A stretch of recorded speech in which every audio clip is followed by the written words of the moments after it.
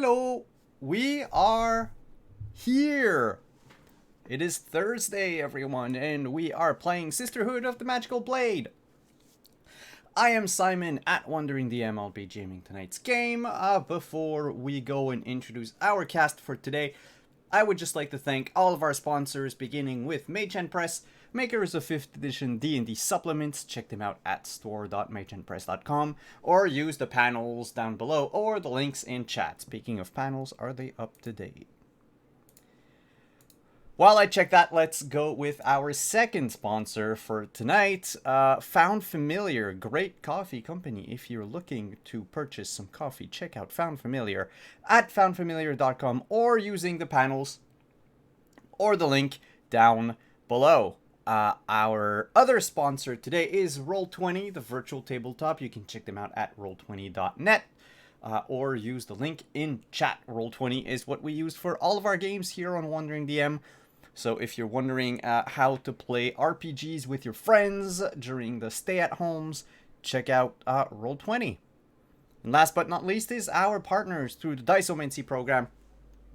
Check out Level Up Dice. Ooh, words. Check out Level Up Dice, either with the purple torch down below or the link in chat. And get yourself some shiny new dice. That said, I would like to welcome two of our players tonight. We're down one player. Rin won't be here tonight, but we have Deirdre and Kika. Can you both tell us a little bit about your character before we delve back into our game? Who first?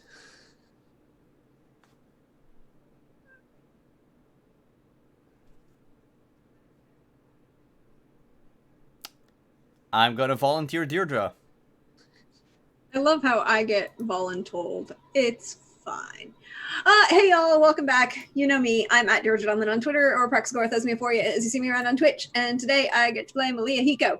And she is a wonderfully sporty surfer girl slash possibly ninja. You don't know.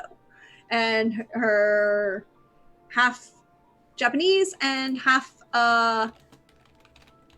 Hawaiian, and she's kind of happy because her boyfriend proposed and then kind of was upset because a dragon construct kidnapped her boyfriend in the middle of said proposal. But it's okay because she and her friends punted that dragon magma construct into the ocean. So take that. And our other player for tonight is Kika. And I am playing Yukimura Kyoko, who is an idol magical girl who has a fox as her agent and is trans and has a bunch of secrets, none of which have come out yet. Nope, not yet. And aside from punting a dragon into the ocean, a few things happened last time. Do any of you two remember that? We put a demon in a stuffed animal. Yes. A legally distinct mushroom. Yes, a Stuffed legally animal. distinct mushroom stuffed animal.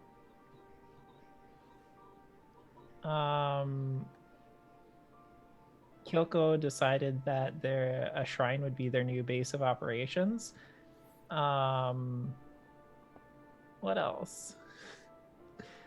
I feel like there was like a lot of things that happened in quick succession, and then we fought a dragon. Before hunting the dragon, Kyoko left the city to go inquire about using magic to track down gates. And you found a monk by the name of Nanako in a small town outside the main city on the island. And she explained that while she can teach you magic, So far, there is no, aside from what Mirai, the now possessed stuffed animal, told you, is that the only spell that they could teach you would be very draining on your health. And that aside from that, Oni lords are able to spot gates. There was also talk of a little bit more about Tatsu's secrets. And the temple. The local that the room basically that serves as a temple that Nanako works at, I guess, is protected from invasions by Onis, and also quite a few spells. Thus the decision to use it as a base of operation from now on. On her end, Malaya went on a date with her boyfriend, who proposed, and was promptly kidnapped by a dragon. Dragon was fought, and it was learned that the dragon was actually a spell of some sort, a construct, and not an actual creature. Which bears the question, since all constructs have to be instructed by their makers, who has it against you?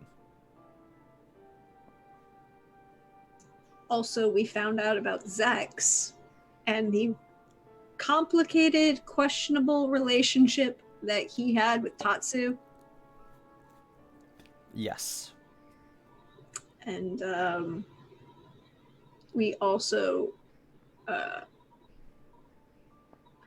apparently legally Mirai is now going to be Kyoko's accountant.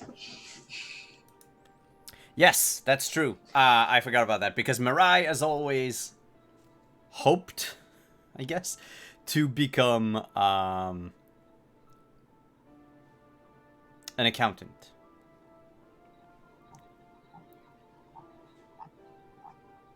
Look, if there's an evil accountant out there, I want them on my side.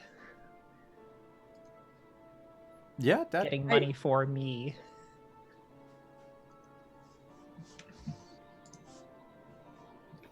And we're gonna start the game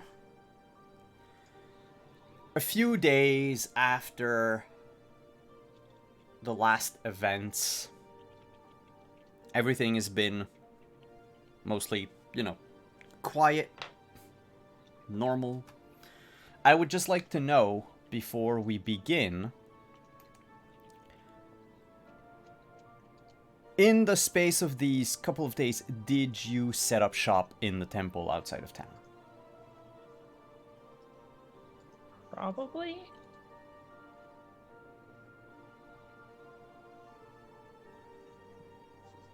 Yes. All right.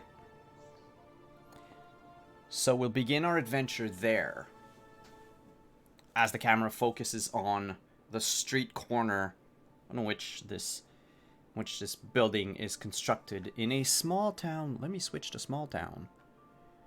Uh-oh. We might not be able to switch to small town. I'm getting errors from Roll20. I guess the town was canonically destroyed then. Apparently. And the only thing left is the temple. Let's see. Does this work? I don't... Do the players see anything? Nope. Well, I just see the title card. I see that the audience can see it, so could you just, the two of you, could you both refresh just to see? I could just imagine really hard. You can also imagine really hard if you want to.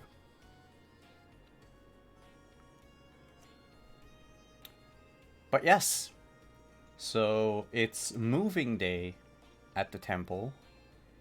The low Japanese pickup truck is parked in front of the building, and movers are bringing boxes in of stuff that Tatsu believed that you would need in your new hideout.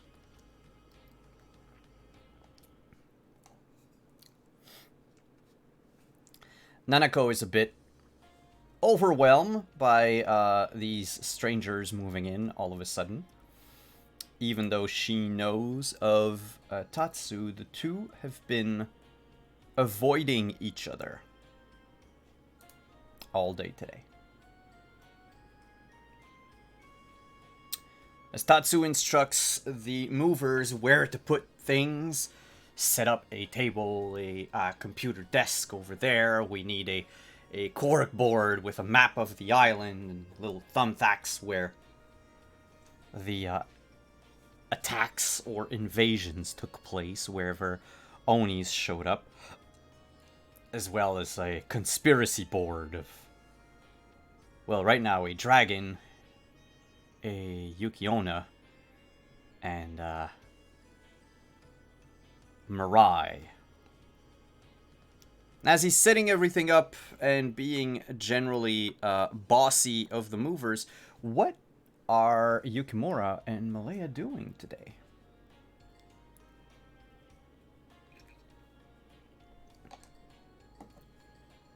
You're Deirdre, muted. You're muted.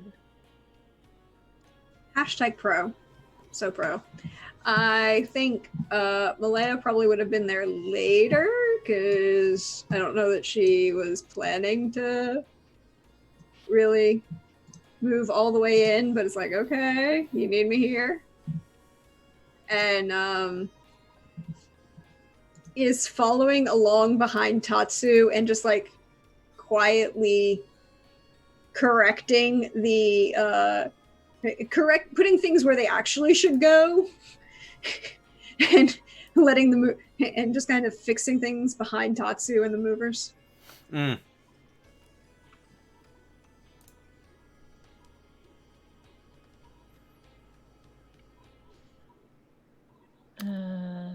Kyoko is probably working on writing a new song, just like laying on the floor, like on her stomach, like over a notebook, and is humming away while scribbling.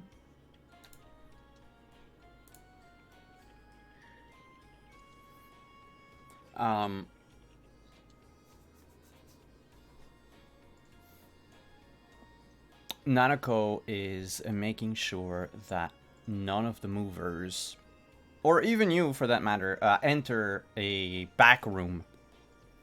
She has closed the door, locked it, put the key in her pocket, and is just standing in front of it, trying to make sure that nobody approaches. Tatsu mumbles a few things, and he tries to pay her as little mind as possible. When the movers set down a box of stuff, Tatsu stuff to be precise, he begins just searching through it for something and spreads out all of the items around the floor. And Malaya, who's been following Tatsu around, would notice a scrapbook that falls down on the floor. Except some of the pictures on the cover of the scrapbook are like so old and dry that they're peeling off. And you can see under them the original cover of the book, which is covered in these strange interconnecting patterns, like geometrical shapes. Like Gallifreyan writing? Like Gallifreyan writing, yeah. Circles within circles and triangles and stuff like that, yep. Cool. That is very intriguing, and I want to put my hands on it. Uh, Tatsu doesn't realize that this is out of the box. Currently, his head is completely inside the box and is just like throwing things out of it, looking for something. And I subtly just kick it towards Kyoko. Yeah. Like you can like see Kyoko like is staring like wide-eyed at it. And You- like Kick it towards Kyoko, and as the book slides, it semi-opens, and a feather about this long falls out of it. It was bent, almost broken. Yeah, a white, a little bit yellowed feather. I snatch both and sort of like gesture to like follow and try to like sneak outside. You Yep. just hear Tatsu from inside the box say, like, just be back soon. I'm gonna need your help. Yep.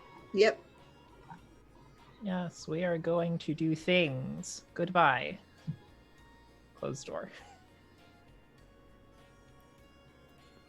You're outside. The pickup truck is almost emptied out by now. The movers pay you no mind. There's a few, like, gawkers on the other side of the street looking at, like, who's moving into the neighborhood. But nothing, like, no one's paying you any mind, really. I will wave at them. And then go find some place to sit down to dig into this book. There's plenty of space outside the town, like just grass everywhere, or you could sit beneath a tree if you wanted to, or you could go further into town and look for like a place to sit, either a park or like a cafe. Do you want to be indoors or outdoors? I want to be someplace where there aren't a lot of people because I don't think messing with a strange book with strange writing in a world where magic exists is a good idea when there's a lot of people around because things could happen. Yeah, so outside of town it is. Yes. You take a few minutes to exit the village and find yourself a nice little quiet spot.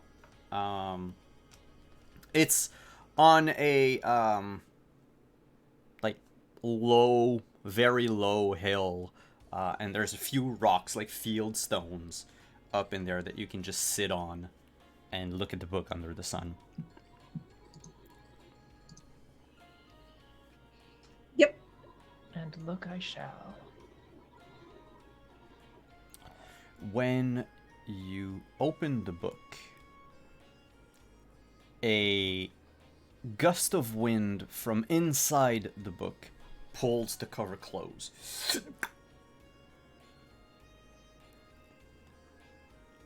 Now don't be like that book. If you didn't want me to read you, you wouldn't have let me see you like you did. I say, and I shake the feather at it. I mean, could we just ask politely? I guess. I mean, intimidation is a strong tactic. I support it most of the time, too. I wasn't intimidating it. I was scolding it. Also valid. Please let us read you book. The book has no reaction whatsoever. It's a book. So if we... I'm gonna try to open it again and like hold it open with my strength. I will ask you to roll for your strength. And the DC to beat is going to be an 8.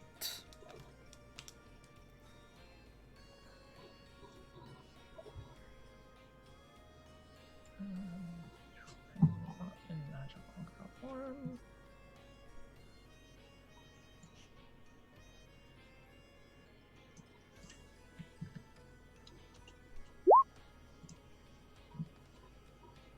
It only rolled the first die.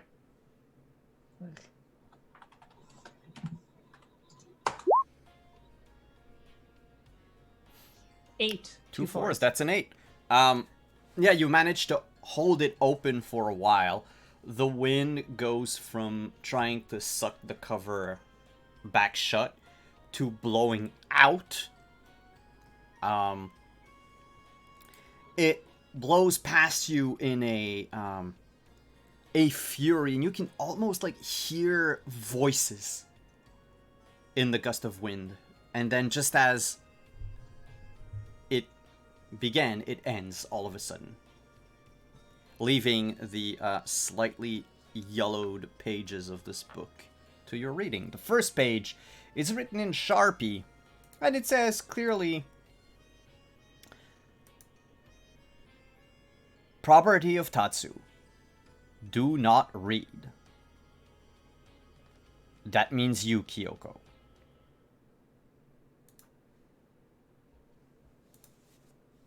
You know, he only warned about you, not me.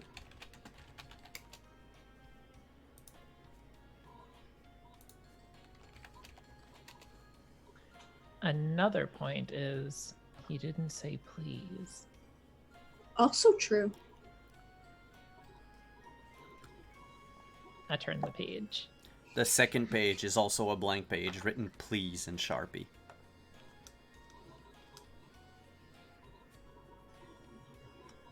Well, it's time to cause trouble on purpose. Valid. Valid. And I turned the page again. It begins as thus. Dear Diary, today was a busy day. We went halfway across the globe to a place called Australia. I have never been, but everyone keeps saying that they're living down under, which I can only assume means that people are living upside down. I can't wait to see how gravity works upside down. Also, everyone's been super quiet. I don't think they like me. Kyoko is gonna get bored and skip ahead a bit. Alright, there's a few pages of diaries, like diary entries, and then you get to the, like, meat Juicy of the bits. book. Yes. Juicy bits. Intricate patterns of lines crisscrossing each other. Most of them is a single, like you can trace it as a single line, a sort of like closed circuit. Other times you have more than one line, begin and end, intersecting with one another. There are faded notes all around those patterns. Most of them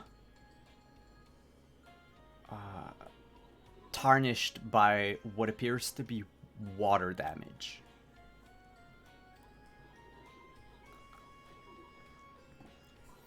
But as you go through those pages, some of them have a bit more information on them.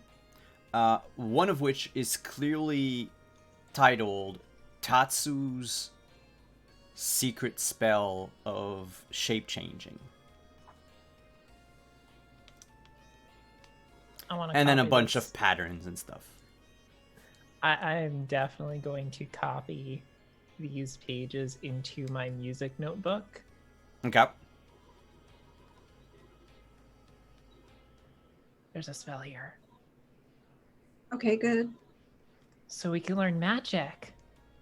Magic is good. I mean, like, the only magic I know is from this. And she kind of gestures to the sword still in the scabbard at her side. Can I take a look at it for a second? The book. Yeah, sure. Not the... Can I attempt to use my heightened senses to see if I can see any of the, like, a little bit of a charcoal pen to see if I can see any of the actual writing impression writing underneath? Sure. the faded notes. It takes you a few like tries to get them. Some of them are just so ruined that nothing can make out. But on certain pages, you do actually manage to get like a good like printout of all that was written on it. And it's in an alphabet you've never seen before. It looks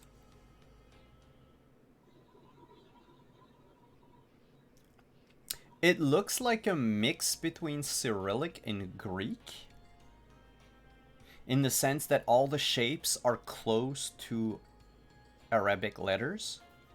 Not Arabic letters.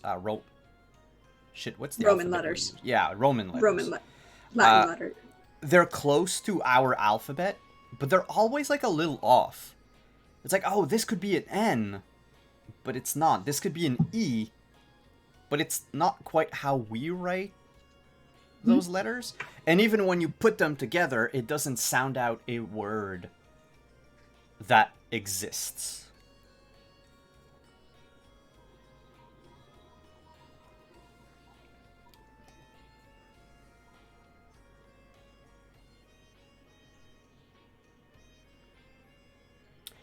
However, now that I think of it, if you sound out the words, do you try to read a whole page out loud? I would. Everyone's gonna see your page. Yes. All right. But like try and do it not facing Kyoko. But Kyoko, being a dummy, is going to like repeat after you because she thinks we're learning magic. You say a few words and you feel a rush of heat coming from within you. Like almost like how you would feel when you have like a heat stroke or a bad sunburn, and you can feel the heat coming off of your body. It lasts for about a minute and then slowly dies down.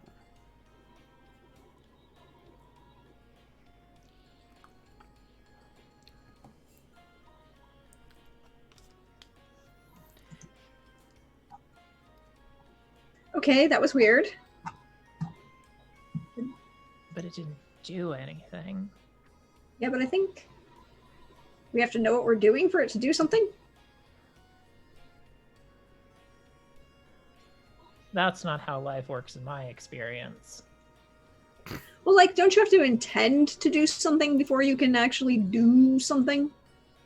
So we should do it again, but intend to do a thing while we That's do my it. thought.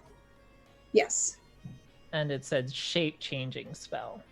Well, is this the shape-changing spell? I thought you were taking one at random, but if you want to try the shape-changing spell, you can.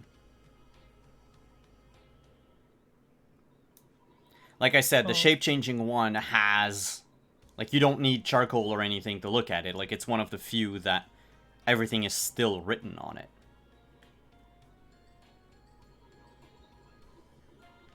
Do you want to try the shape-changing spell?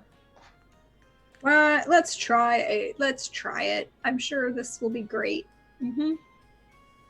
Now, does it change your own shape or something else's shape?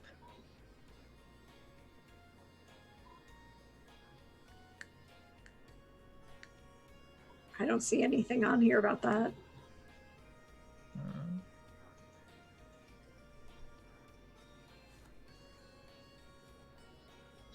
Maybe we can find a less potentially dangerous spell. Yes, that's my thought. So what about, this one that felt like fire might be useful if we intend to, like, start a fire? Let's not start a fire so close to a residential area. I mean, like, we can build a campfire and then, target to the campfire. But we don't know the True. the Blast radius? range or Yeah. intensity. Yes. blast radius. I guess that's a good way of putting it.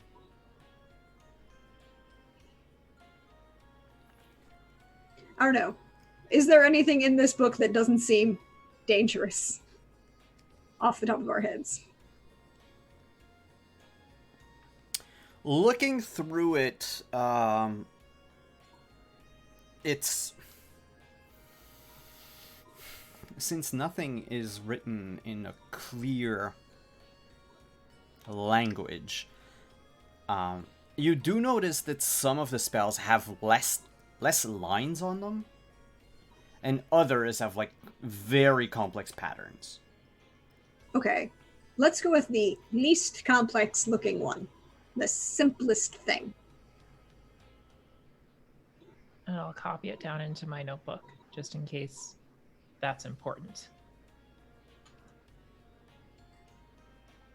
And then maybe we should, like, aim any magic, like, up, straight up,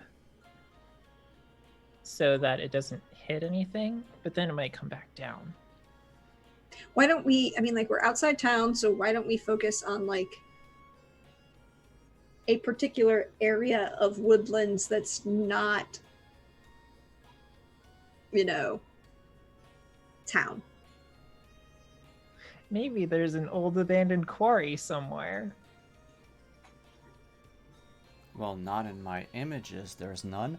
But, yes, you can find definitely, like, a more abandoned area. Less flammable. Yeah.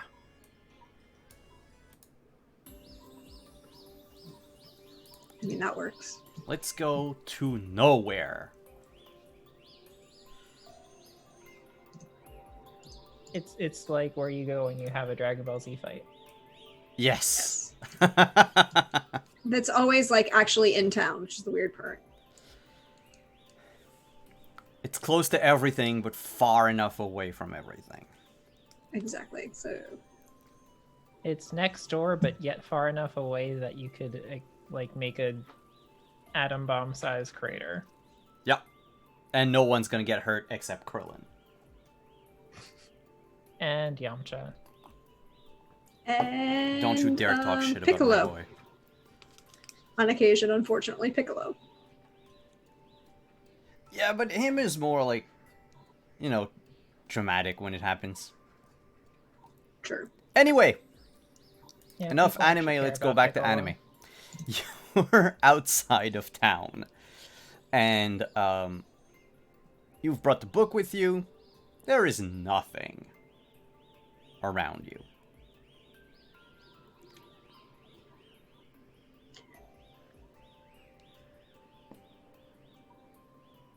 So let's do a spell. Okay. And Flip. and to be fair, we should both do the spell and we should point in opposite directions to be safe. Yes. But not back to back in case there's recoil because we don't want to run into we don't want to, like, smash into each other. What about perpendicular to each other? So I was thinking more like kind of slightly staggered. So parallel, offset parallels. Yeah. Yes. Okay. Okay. All right. Okay. Let's try this. Yes, let's do it.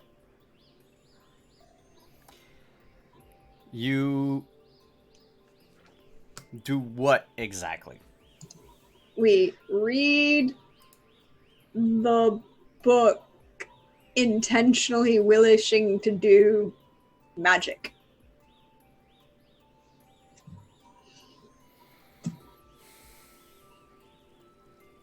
With the belief that something will happen, but unsure exactly what that thing will be.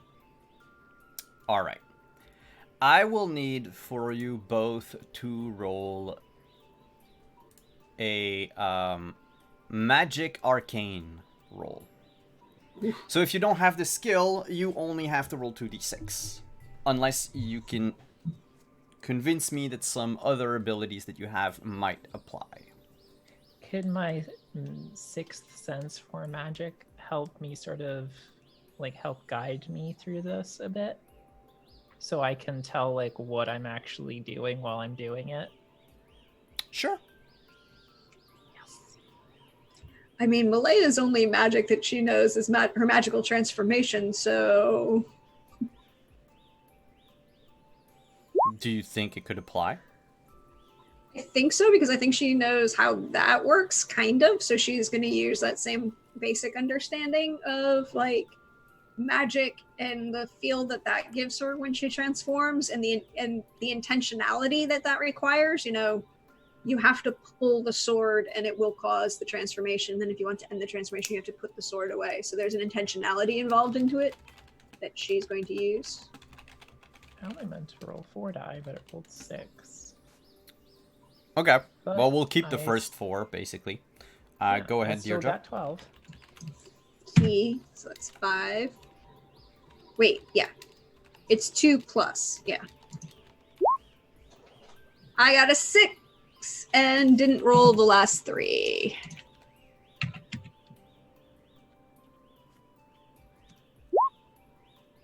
Well, I got a 10, actually. 2 5s. 10, and Kyoko has a 12. I'm gonna need you both to roll a single d6. Whoever has the highest, their spell is gonna go off first. 5. 4. You unleash the magic from whatever words you said and weird gestures that you've made, not really knowing if that did anything or not. And from nowhere, a fully furnished, opened, working Japanese onsen appears in front of you. Malaya finishes her spell. Kyoko finishes her spell right after. Out of thin air, above the onsen that just appeared, another Japanese onsen appears and crashes into the first one, destroying both of them. I mean, we were pointed different directions. Oh, I thought you were pointing the same. Oh, then they're each other facing each other. Immediately once Kyoko's appears, the I'll call it Kyoko's onsen. They changed a sign out front. Change all the prices and everything to be $1 lower than the one across the street. And then workers from the one across the street get out and change their sign to be $1 less than the new signs from the people across the street. And it goes on and on for a few minutes until they both mark down that everything is free. By the way, the workers in each of these onsen are humanoid constructs made of towels and pillows. So picture like a towel body and then a pillow head. I have questions about why Tatsu had a spell to make an onsen, but I don't know that I really want the answer to them. But Kyoko, the most important question of this creation, however, is which one is the better spa? There's only one way to determine this. I don't know. I'm starting to think that magic is stupid. Come on, spa day. I don't feel super comfortable in these sorts of establishments, honestly. I'm very shy. There are private bathrooms.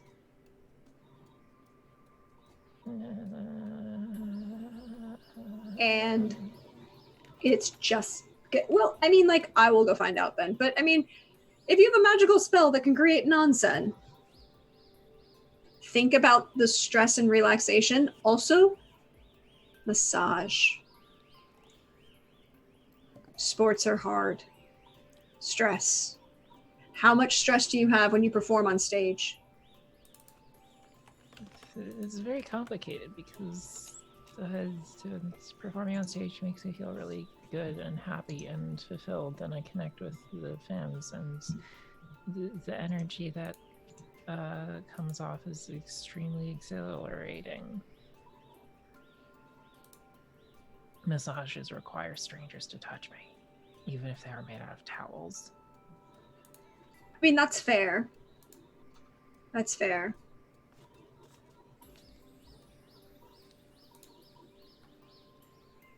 As you discuss these things in your point of view and feelings towards Japanese spas, the two buildings dissipate in like a poof of smoke. A puff of smoke, yeah. Oof. Leaving all two of you just in the open area that you were in earlier. Nothing seems to have changed. The grass where the spas appeared isn't any more trampled or anything. The plumes of steam coming out of the baths and what have you are just completely gone. Okay, I'm also slightly concerned that one of the easiest written spells is the one to create onsen. To summon a magical construct that size with actual internal magical constructions of individuals that would service said facility. So is it like the more complicated ones are more specific and like the bigger, wider ones are more general? One way to find out. I'm going to try a complicated one. I'm going to try the most complicated one. So you flip a few pages to the one that has like the most lines, the less writing. One of the few that has been damaged the worst. And you're going to try your hand at it. Yeah, what could go wrong? I'm going to throw in my lucky die. All right. I'm just gonna... 6. Again, you feel this like rush of heat coming from inside you. And you see the air around your hands begin to wave. And nothing happens.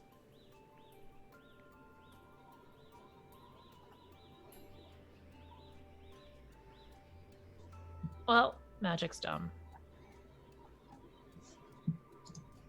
Unless there's a spell in here that we could use to find that sex person. Yeah, that could be a thing. Yes. So I think what we should do is maybe try to figure out, like, find some way to figure out what each spell is without having to do it. Okay, well, let's look at the notations and use those to see if I can find anything else further information from this. Maybe I could channel a spirit that can read this book.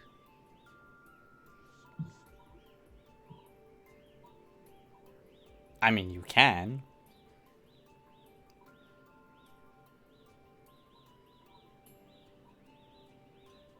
Kyoko is like standing there waiting for some sort of reaction to her suggestion. I mean, I think that's a sound idea. I think at best. I'm not really an academic. My accountant can probably read this. Did you bring the accountant? Did I bring the accountant? I mean, he's a stuffed animal. I look in my backpack. Would you have brought your cell phone with me? Because I think if I remember right, he's a... No, not a cell phone charm. That's true. It's just a tiny plushie. The legally distinct mushroom-shaped plushie. Yeah, it's in it. It's in your backpack. I take him out and hold him aloft. Haha! Accountants!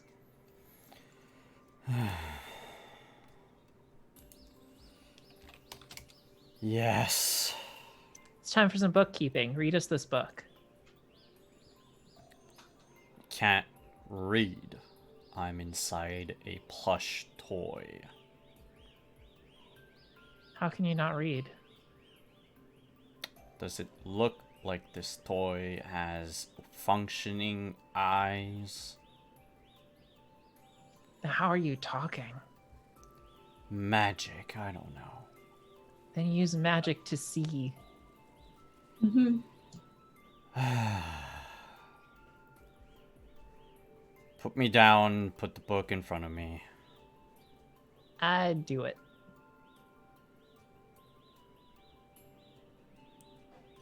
Which page do you set the book at? Not the shape-changing spell page. Just a random one?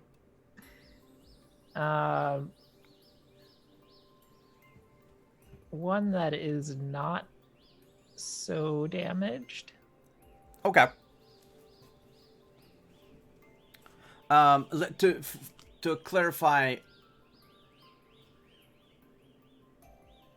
the first few spells are the simpler ones, and then it goes into more and more, like, progressively complex. How simple, like, if we were to put it on a scale of 1 to 10, how simple? Pretty simple. Let's say like a 2. Alright. A 2. Not the onsen, because we know that one.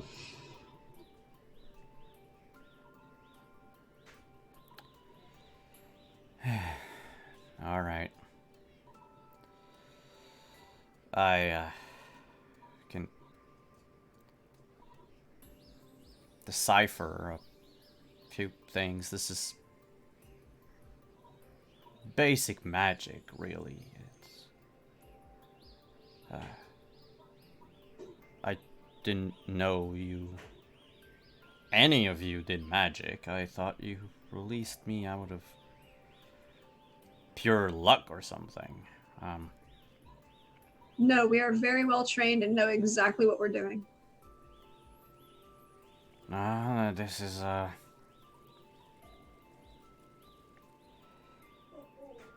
summoning spell.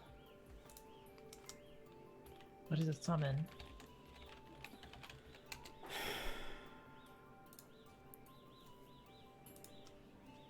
Let me check.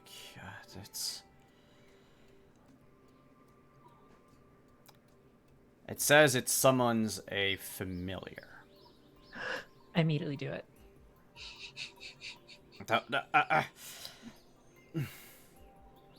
Do you take the book from him to do it? I think she. No, he's tiny. I just stand over him. And look at the book. Yes. Alright, roll the same, let's call it a spellcasting check from earlier. 8. 8. 8 is enough. Let me...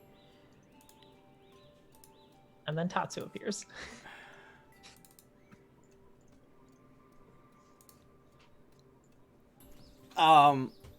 No, Tatsu does not appear.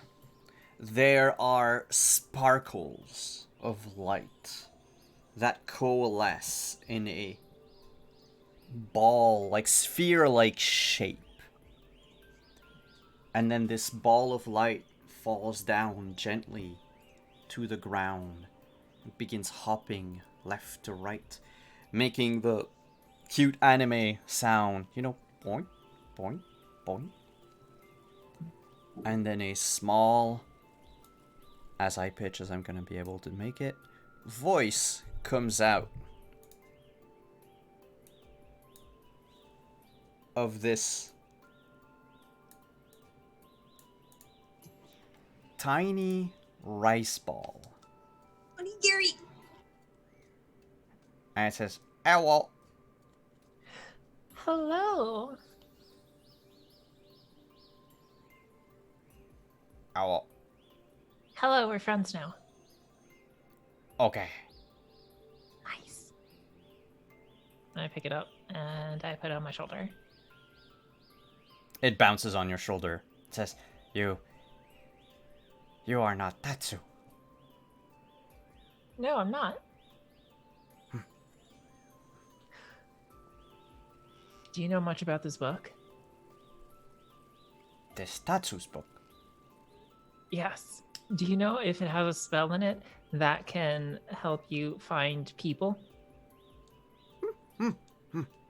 Yes. It has one. I know Can you show because me I what- helped write it. I helped Tatsu a lot. Well, would you like to help us? Definitely. I can impart my knowledge to whoever eats me. That's terrifying. That's okay. I live to be eaten. You can summon me back whenever you want.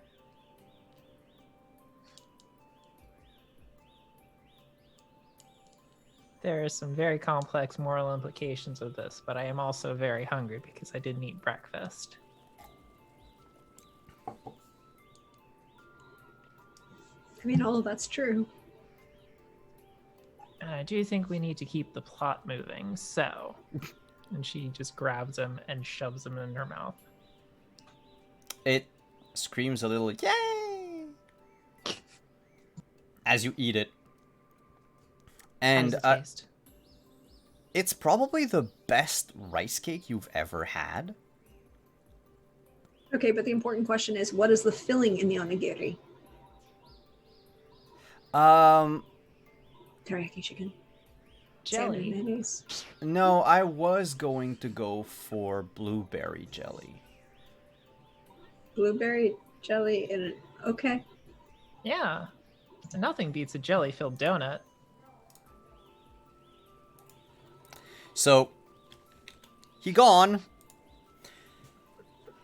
And all of a sudden, you get a jolt of energy. Like 4 or 5 energy drinks at once. You are wide awake. You are pretty sure you can see farther than normally. And clearer. Everything's more vibrant. And you can, like, even almost feel the air around you. And with this knowledge, as you move your fingers trying to touch air, you notice that each finger is now tied by a small red thread of wool that just extends from your finger for like a few inches and then just disappears. But it's almost like you can tug on them. They're always taut.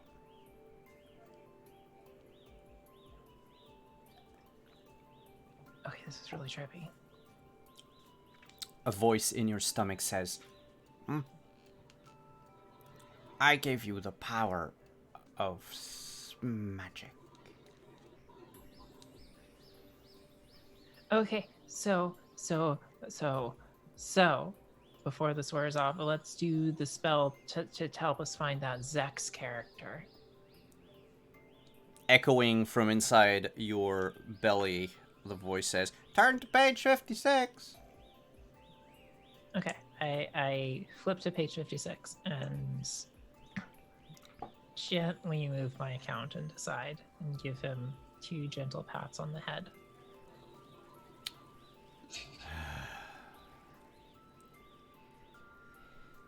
The spell is one of the moderately complex ones, made from 2 different lines that intersect and form patterns. It is also one of the few ones that didn't really have any notes on it.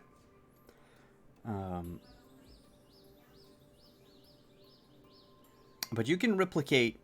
Actually, for the purposes of this, you won't need a roll, but you will need to spend 20 endurance to cast a spell. Can do. You start crisscrossing your fingers and drawing a pattern. The more you move your fingers about, the more you realize that the threads stay in the air and they don't move. And once it's done, a cell phone appears where the threads were and falls to the ground. I snatch it and hold it up to my ear and say hello. Who did you want to reach? Zax. You hear a mumble. Tetsu, why are you calling this early?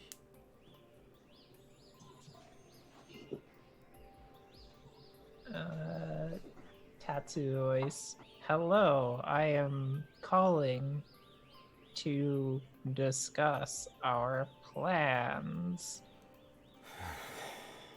Really? What time is it?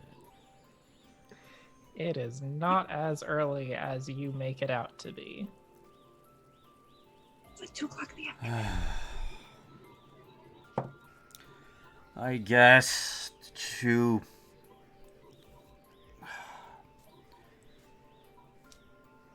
Did you train the girls like we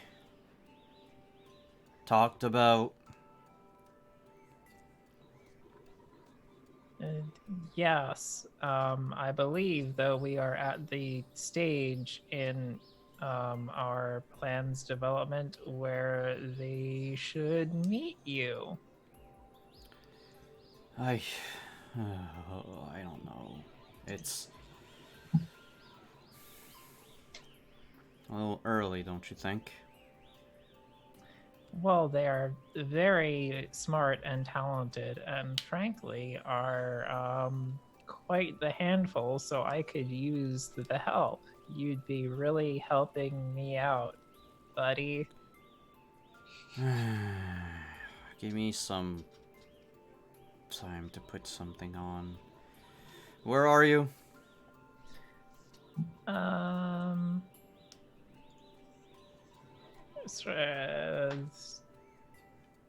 give him my exact location. So you pop open the fake Google map on it, and he's like, "Why are you in the middle of nowhere?" Secrecy.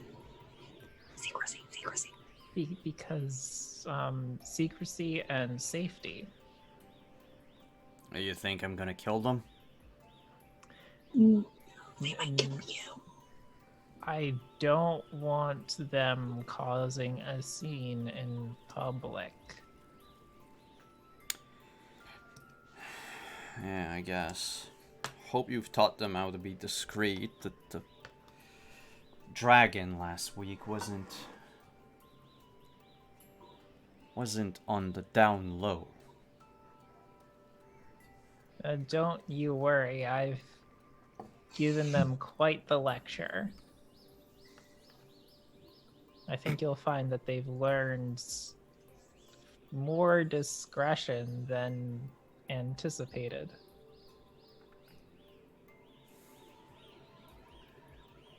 You sound weird, Tatsu. Are you under duress?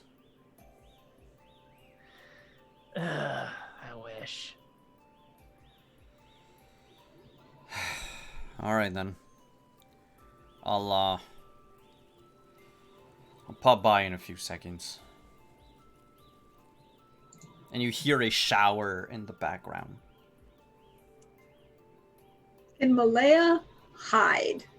Because I have Art of Invisibility and I just want to Disappear from sight.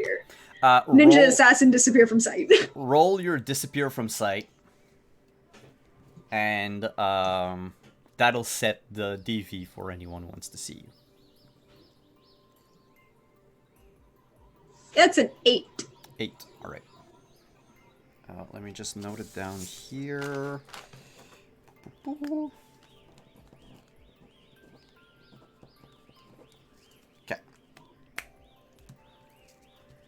You hide behind that one single tree that we see on the overlay. Up in the tree kind of thing. And you have left, for all intents and purposes, you have left Kyoko alone. I'm even though like you're well hidden, I'm still going to imagine you doing that anime thing where you're like holding the two branches and have like two like stuck in like a headband for some reason. Mhm.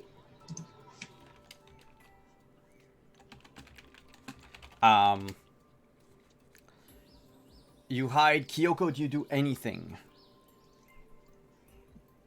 I wonder where my compatriot went. Oh no, I'm alone suddenly. And you hear Mirai next to you sigh and say, "Sure, you're alone. And what am I? Just an afterthought?" You're my accountant. I could never put you in harm's way. You mean too much to me. You're too important to the operation for that. I mean, without you, how would I get money? I can't trust that to Tatsu.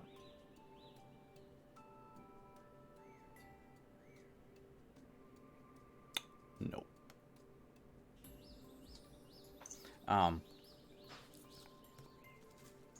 of nowhere, literally, appears the figure of Zex.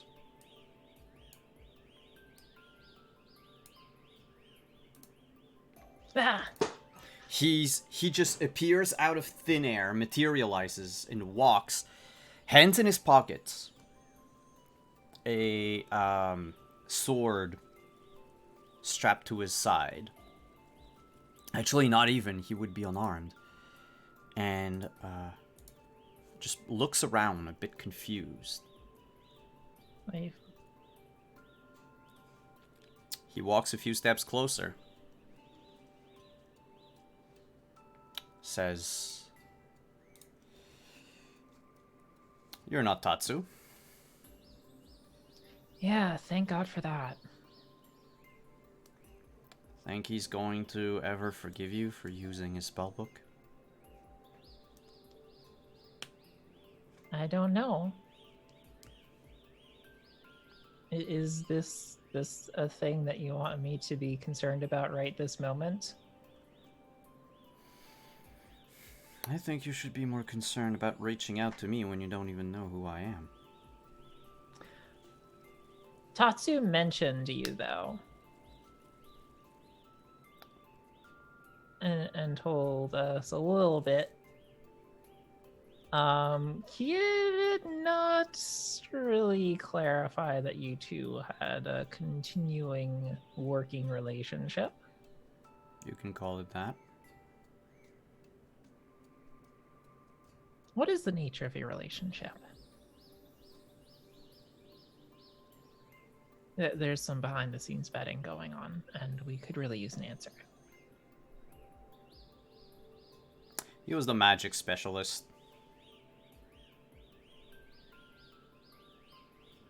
Mirasu was good at what she did, but she wasn't an all-around practitioner. We needed someone to round out the team.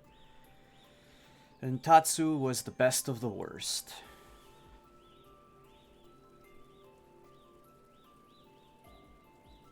Okay. And what is your job? Destruction of property. Ah, okay. Do you know of any way that an Oni could get their memories back after passing through a gate? Why on earth would you want that? I'm the one asking the questions here, Buster.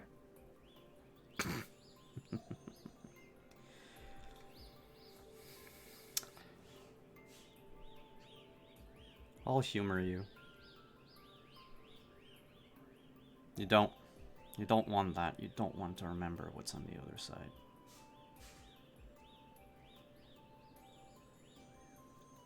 That is technically not an answer to my question.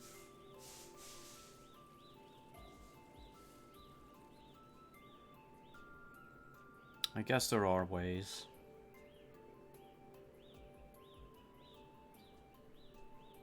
Is there one that is easy and convenient? And maybe not None. easy, but quick. Oh. There are quick ways. Are there quick ways that can be done right now? Yeah. Okay, let's do one. He looks in the, like in an open area and just shoves his hand up, puts his hand up, palm pointing in that direction, and a circle of green fire forms. The interior of it, inside the circle, is just all black. And you can hear screams and moans coming from the other side. Not the pleasurable kind. There's a bit of smoke that comes out of this newly formed portal. He says, just jump in. Okay, but then I'd be somewhere else. Then you'd be back on the other side. But I don't want to go there. Do you want to remember anything? Yes, but I also want to be here.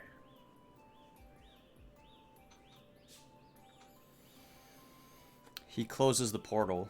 The moment he does so, a giant, muscled arm, the color of clay, with claws as sharp as swords, peeks out of the portal, and the portal just shuts on it, cutting it off as it falls to the floor, the ground. Oops. None of the ways are easy. Some are quick, Okay. but none of them are easy. There's a reason why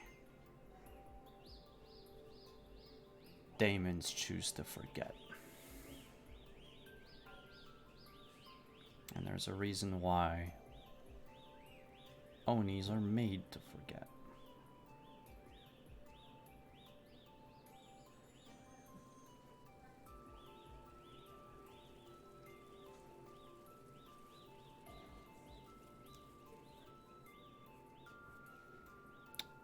Give me 2 seconds. Just because it's real bad over there.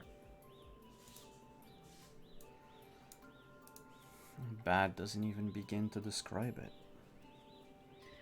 But we have an issue where Oni show up and then they're all confused and don't know what's going on, and that results in people getting hurt. And we want to minimize people getting hurt.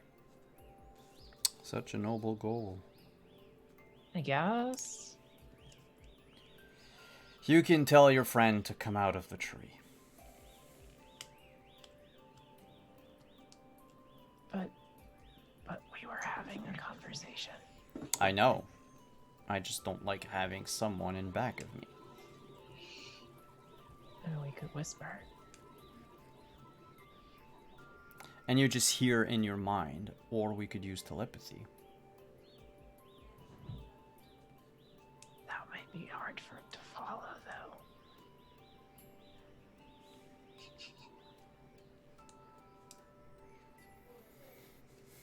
though. Can I use my combat expert to determine if he is a threat to either my safety or Kyoko's safety in the current moment? Yes, you can roll. What I can tell you as a result is, like, mechanically, I can tell you his threat value. Yeah. And you can make that what you will. Okay. It's a 6. 6. He is a threat value 31. Cool.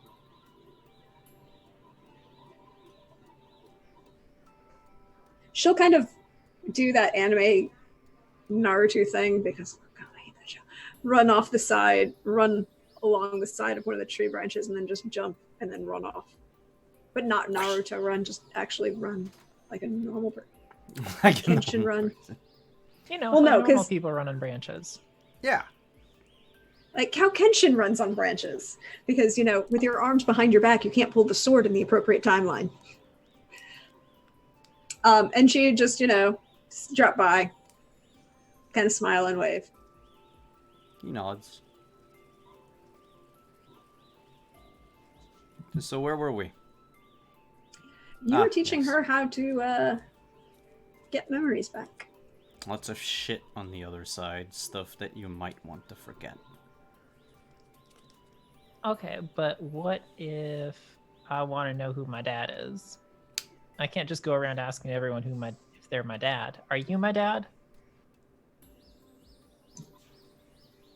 And what if I am?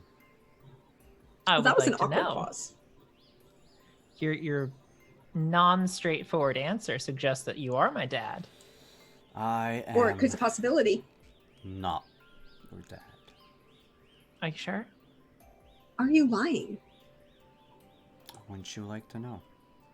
Yes, Actually, that's why we're yes. asking. I'm not, and I'm fairly certain of it. Okay. How do you know? Well, for one, and he looks at Kyoko up and down and says, "You're pretty human looking." Yes. I mean, you're not that unhuman looking.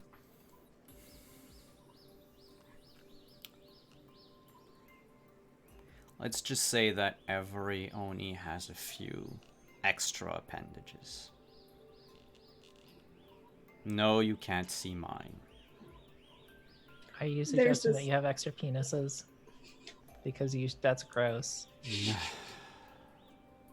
I mean, there is a Roman mythology figure, and she kind of half turns to Kyoko and goes, there is a Roman mythology figure called a Fascinus, which is just a phallus monster with wings and a satyr's leg with its own phallus, and then a tail, which is also a phallus.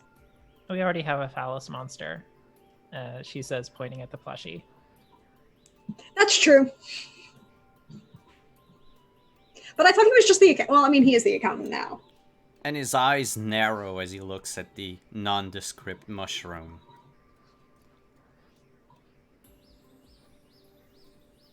And he says that thing is not supposed to be out of its prison. That's our accountant. Yeah, well, that's my accountant. Well, your accountant, but you know, I'm the one giving him the books. So our accountant temporarily, possibly. I mean, do you? If He you could are be your officially primarily a- your. Well, I'm just saying, if you are officially like on the record part of this operation, then we all need that well established for tax reasons. I mean, I thought I already was well established as part of this operation. That's why you had me come out here, and we were moving in together. No, not the magical girl side of things, the idol side of things. Oh, okay. No, that's fine. I have a separate job too as well. Yeah, so okay, fine. We'll keep that legally distinct for tax reasons. That's fine. Okay. He's left. Zex has just gone walking away. Oh, Malaya's gonna go running after him. And she'd be fast. Ah, he's just walking. Mm-hmm. Oh, Hi. catch up as well. Carrying my I believe- accountant with. I believe you left in the middle of the conversation. That's kind of rude.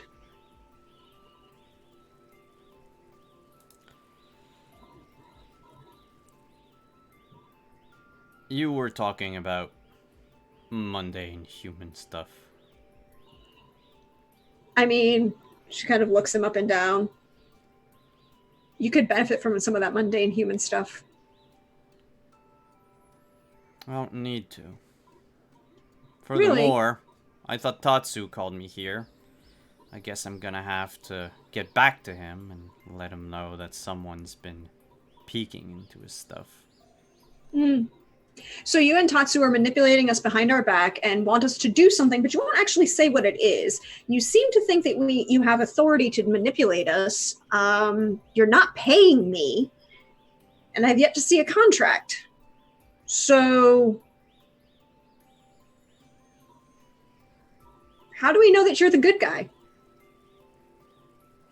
Or the less evil guy, I should say. This is honestly just making Tatsu seem really suspicious. If anything... He is your capitalist-bound pyramid scheme manager. If anything, Tatsu's a goody two-shoes.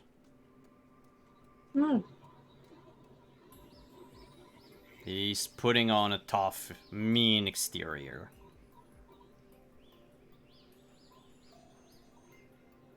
That's always been his problem.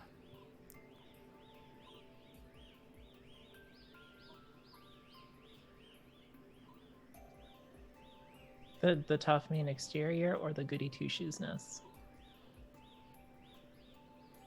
No, the tough exterior. If you're looking at who the good guy is in all of this, you should look at Tatsu. Okay, but who's the bad guy? There's that. On this island, I would like to know. Okay, so we're all working together technically to find the bad guy. And it's not my accountant. Nope. And it's not me. And it's And not it's you. not- And it's not me or Tomomi. And it's not my fiance, who was kidnapped by a dragon in the middle of the park. Do we And know you that seem it's to not be- your fiance for sure? Yeah, I'm very sure it was not my fiance. Is there some kind of test? Is there an evil test? Has your fiance ever tried to kill you? No. Then you're fine. But what if he's really good at being secret about trying to kill people? Well, There's just this beat pause where you have that thought bubble come off of Malaya's head. It's like, ... Then that would be really interesting considering that's my job. But she doesn't say anything.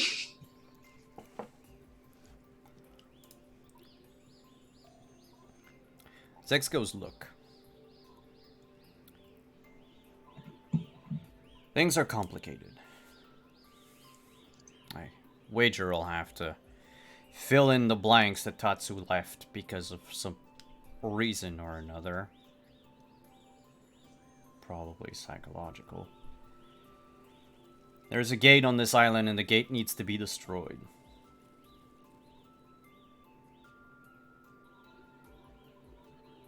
Otherwise, this little corner of your planet where demons and humans can live with one another is going to go away. There's bad shit on the other side. Very bad. It's already claimed more than one world.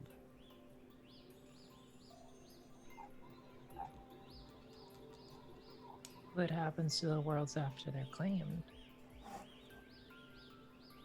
We don't know.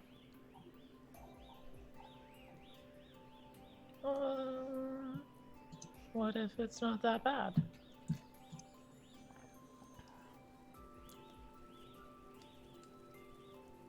I remember the last moments of mine, and there was nothing good that came out of that.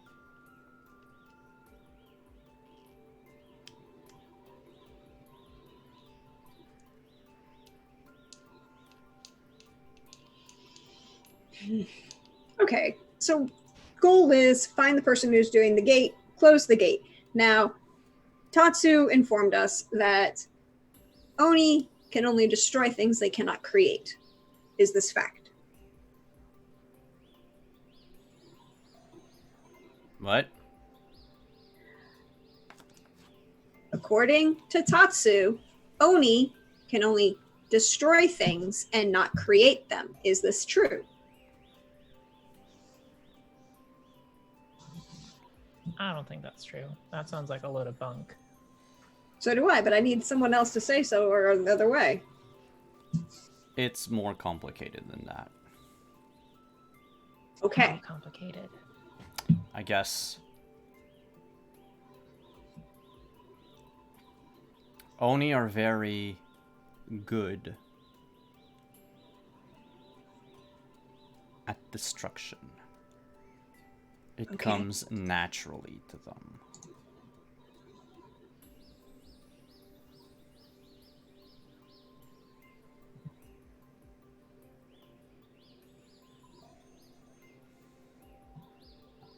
Okay. But creation is a possibility.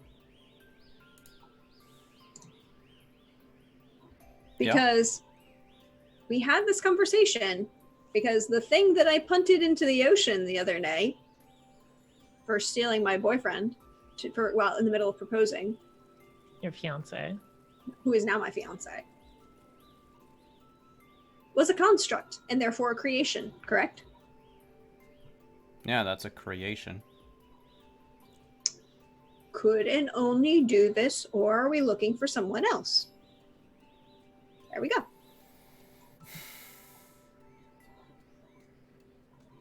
Could. Though you forgot one thing in your... one crucial variable in your equation. What if it's a human? That was going to be my next question.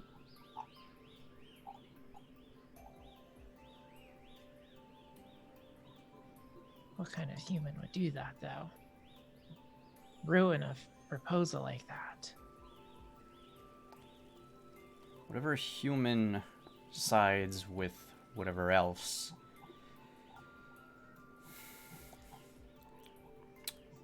You were pretty obvious during the Yukiona incident. Mm. Maybe you pissed off someone. I'm sorry. Are you critiquing our performance? I didn't see you there dealing with the problem. I'm retired. Mm-hmm. You don't get to backseat, destroy, protect the city. That's just not how that works. I call it more guiding than backseating. That implies that you would be here having a conversation with us and teaching us, right, Kyoko?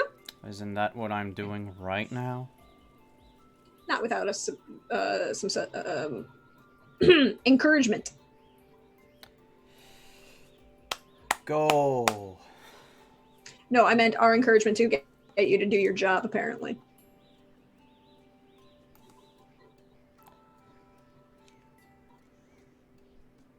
Clearly, I am wasting my time here. And you're wasting No, I yours. thought I was... Oh. So that means that you're the largest threat on this island and we should remove you then.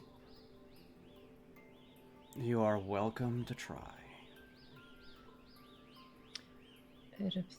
People being all standoffish at each other like this makes me uncomfortable, so I'm going to walk in that direction away from this. I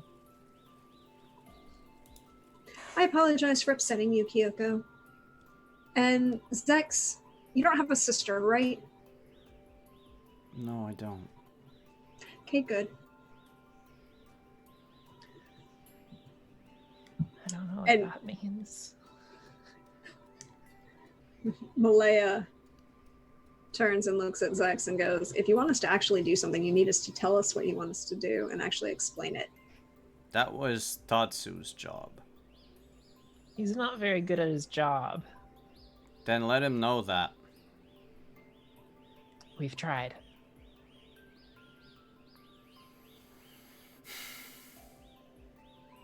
and you standing brutally in the background with like a dramatic cape and a hat and a rose to throw at opportune moments isn't actually assisting in the task.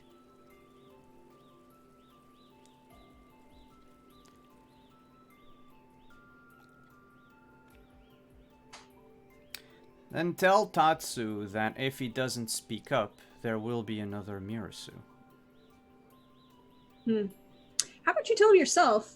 And the two of you have communication and then have communication with us because communication is key to any relationship. Right, Kyoko? I'm getting uncomfortable again. I'm going to go. Okay. Well then, have yourselves a pleasant day. Bye-bye. And he just keeps walking. Is he going to walk all the way back home?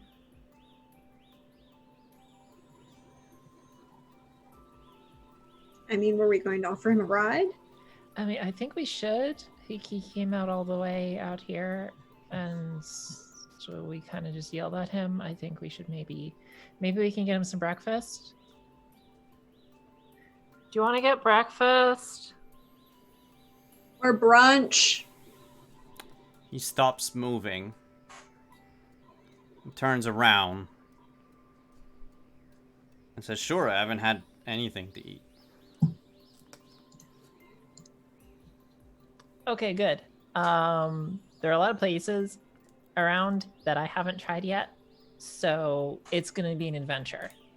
Well, we're gonna cut there for break, and when we come back, we'll all be sitting in a brunch restaurant having a very awkward conversation.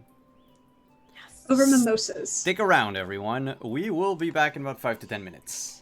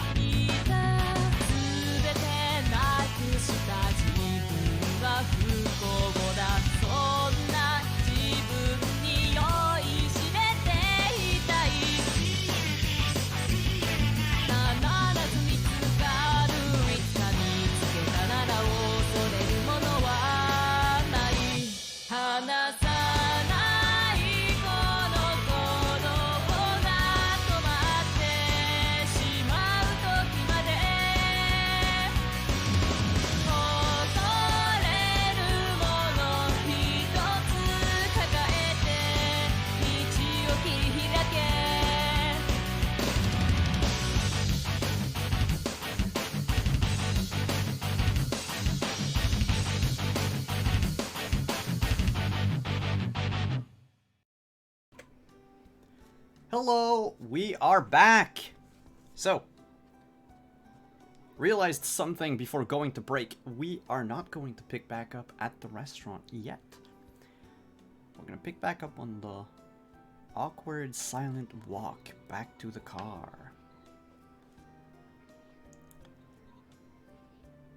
The two of you are walking. Are you trailing behind Zex, or are you letting him trail behind you? I feel like Kyoko is probably kind of trailing behind everyone.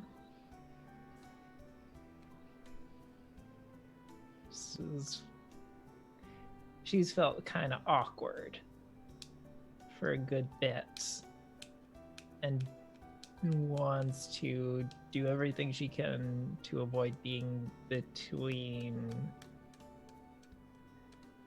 Yeah. Okay. I think Malaya would keep pace with the Zex, but does not want him at her back. Okay. You walk for a little bit, about 2-3 minutes, going out of this nowhere place into where you've parked your car, and all of a sudden Kyoko falls to her knees and begins to shake. Kyoko, you can feel the transformation begin. And you know it probably won't be quick or pretty, as the magic that holds your human form together is flailing at the seams, fraying at the seams.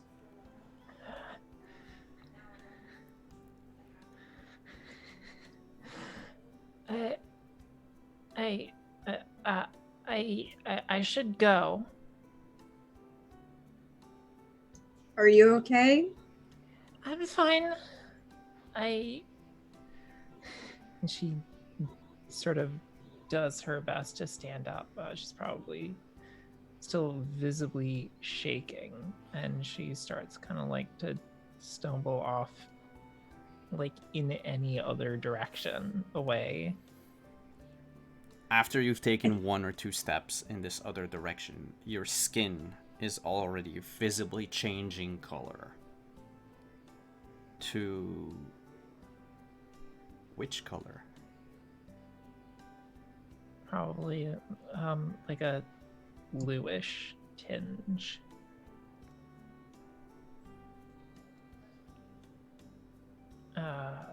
She like tries to like pull her jacket more around her and tries to get moving faster.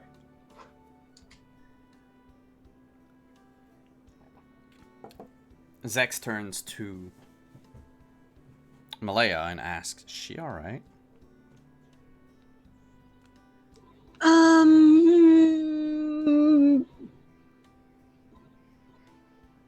And like, there's this moment of ...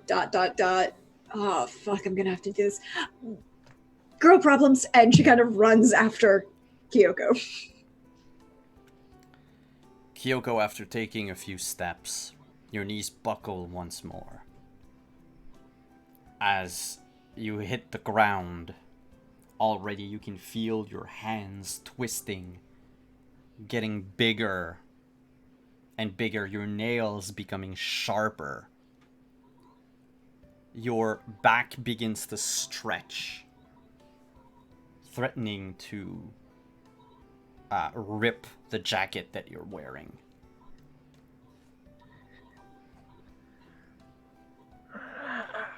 Just go ahead. I'll be fine. Yeah, I know, but he was concerned, and I don't think you want him anywhere near. I think I want you to keep an eye on him. Okay, fine. Just take care of it, I guess. Fine. And then she'll run back to Sex, and she just needs a couple minutes, and she'll meet us at the cafe, she kind of says loudly. Well, I'd say right at the moment that you finish your sentence. With a sharp cry of pain, Kyoko finishes her transformation into a completely different form. Kiko, what do you look like now? She is about what? I had it written down on my other sheets. Do I still have that? I might have it in my notes here.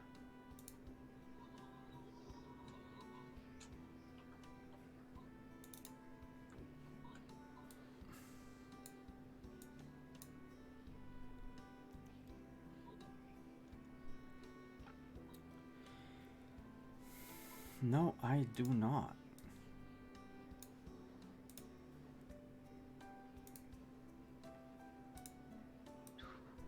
Okay, she is 6'5", blue skin, darker blue hair that is longer and shaggier. She's swole as hell, and she has 4 eyes and 3 horns. One short one on the left side, one long sort of crescent shaped one on the right, and one in the middle. That's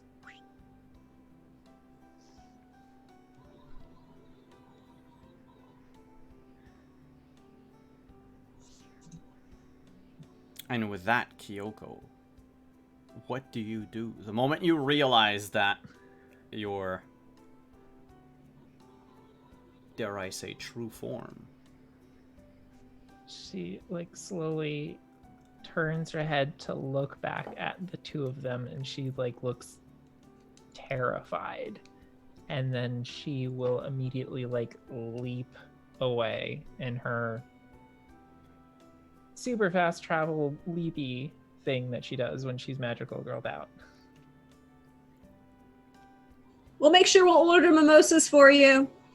And then, like, entirely deadpan, Malaya turns to Zex and goes, "This is the car we're going." And you're gonna leave her to her fate? She doesn't have a fate. She has choices. And right now, she chose for me to leave because she's not feeling well. And I respect my friend's choices. No, I'm not about to let an Oni walk about unsupervised. Really? I don't see anyone supervising you. Nope. And he pops out of existence. Fucker! And she literally curses just like that and goes running after. Picks up her phone and starts calling and uses the speed dial to call Kyoko's phone and be like, pick up. And she's running after you. And Malaya is fast. She's very fast. And she's running. Pick up. You know, doing that kind of thing. As you're running through the landscape, Kyoko, trying to get away from everyone, your path is immediately blocked by Zex appearing out of thin air again. She would just run right into him. Bam! Do you have, like, super strength or anything? Yeah, do you want me to roll my strong? Yes. So that would be 2 plus strong.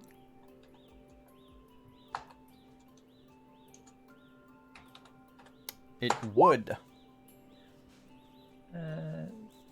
So that's a 24. Okay.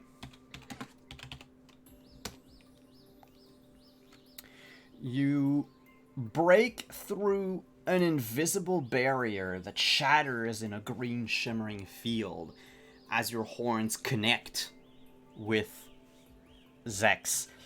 You 24 minus 8, that's 18? No, 16. What's your damage? Your unarmed damage. My DX. Your DX, yeah. That would for 8. So that would be 8 times 16? Right? Something like that? Yeah? Yeah, that was What's- 128.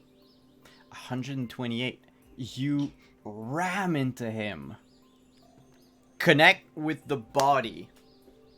And send him fly out into the woods, breaking trees and branches as his body tumbles and lays motionless. Oh gosh, I'm sorry. You startled me.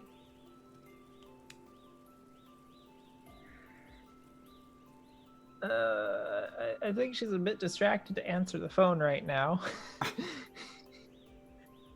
She needs to see if this person is dead. So as your phone rings, you approach the motionless body of Zex.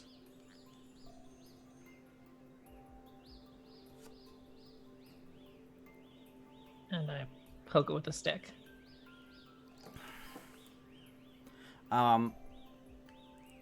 There are no more emotions coming out of him.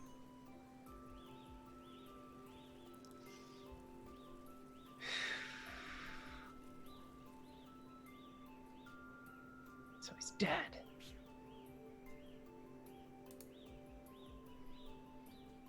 I need to get him to Tatsu somehow. Oh wait, I have a cell phone. It's still ringing. Pick up, pick up, pick up, pick up, pick up. Answer.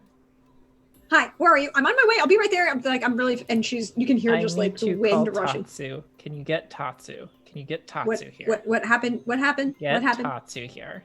I will get Tatsu here.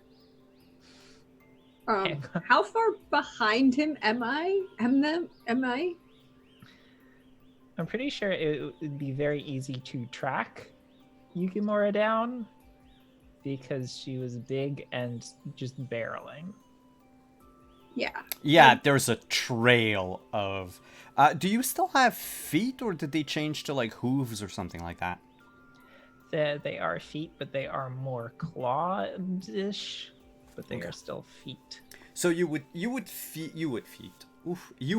the trail of the path that Kyoko took.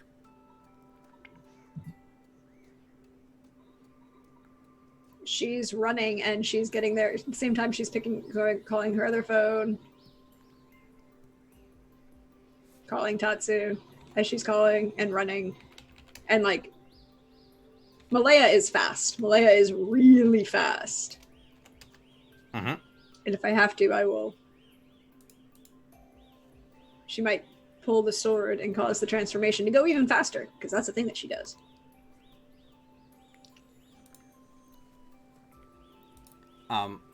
You run after, changing mid-sprint to your magical form, and you begin to parkour, jumping from tree to tree.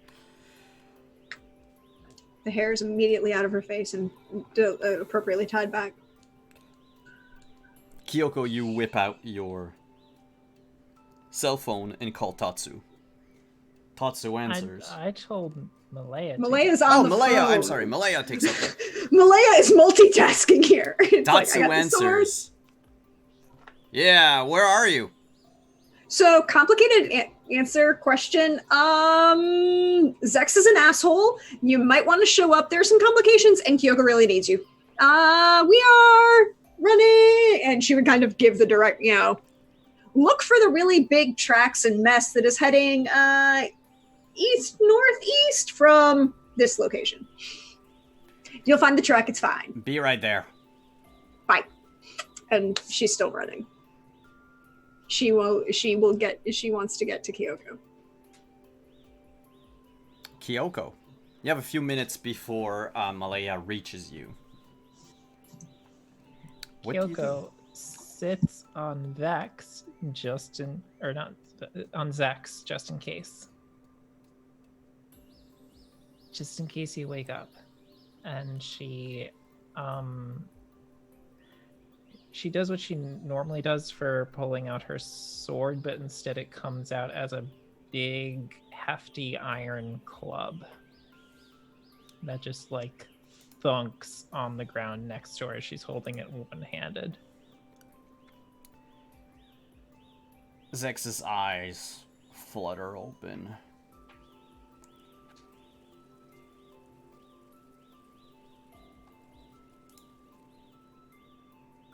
And he says, well,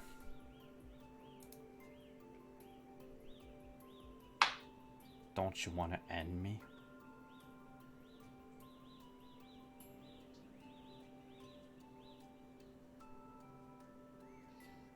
She doesn't say anything, she just stares at him.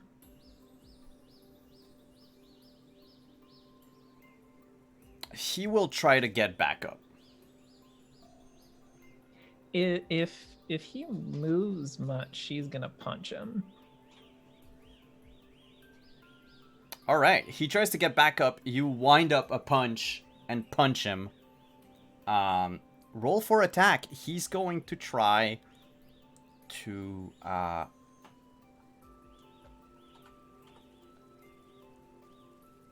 grab your fist and send you flying.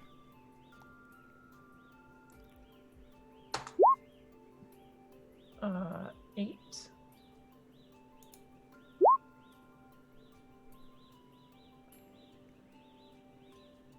Your guy got a 6. That is a 5. Oh, a 6. I'm sorry. Yeah, so that's 2. What's your multiplier? 8. 8. All right. Multiplied by 6 instead. Wouldn't it be 2? Isn't the difference? No, I know, but I had to go in and like bring up my calculator to because he has the armored ability. So he lowers the damage, the DX of people that hit him by 2 points. Okay, so it's 2 times 6. Yeah, okay, so 12. I just misunderstood what you said. All right. Okay, so that would be 12. So you wind up a punch and just bang, knock him out. Oh gosh, I'm sorry, you startled me. Stop doing that.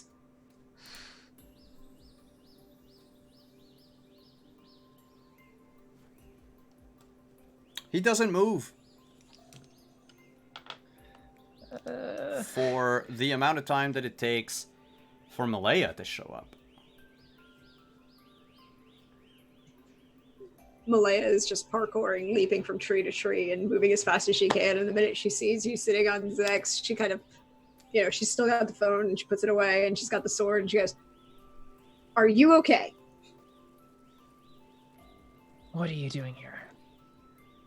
He was being an asshole and I was trying to stop him from trying to attack you because he wanted to come fight you because he didn't want to let an Oni run around without supervision. Like, they're the most dangerous things on this island. Told you to get Tatsu. I called Tatsu. I can multitask. Calling him is not getting him. Okay, well, he said he'd be right here, and this was a bigger threat. Kind of gestures at Zex on the ground. Obviously fine.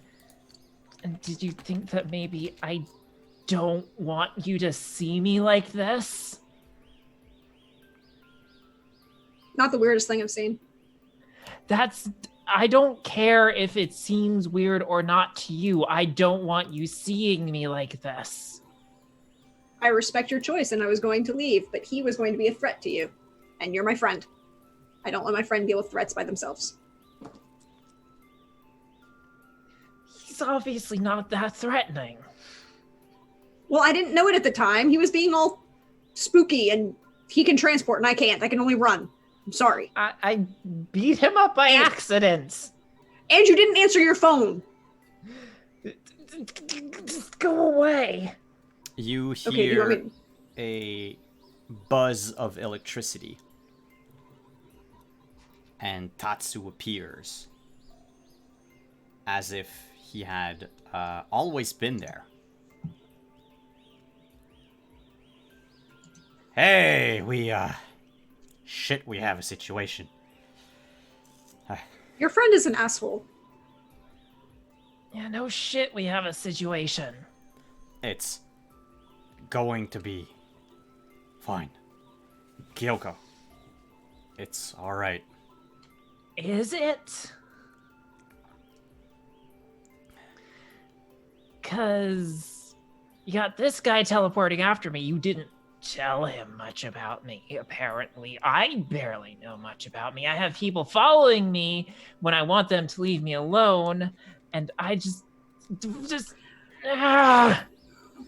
I'll leave you two alone, and I'll take him out of the way. But him? He's not even there. You're sitting on him, aren't you? I was. Yeah, no, there's still the body there, but Tatsu says it's one of his tricks. Oh, I'm gonna have fun. Hey, Tatsu, I'm gonna go to work. You're getting a bill. Alright, don't you have an accountant for that? Kyoko.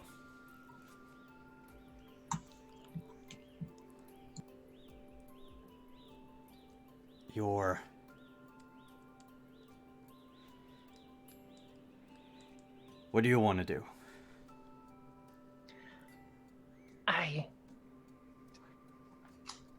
I'm not really in much of a state for thinking through what I want right now. I can help you calm down. That would a nice cup of tea, going somewhere away from this trail of destruction. What if I made you your favorite food? Sardines. How about that?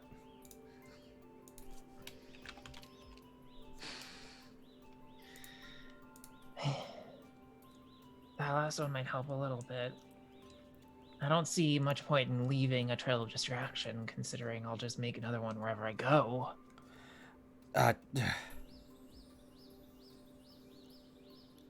This is only temporary. Do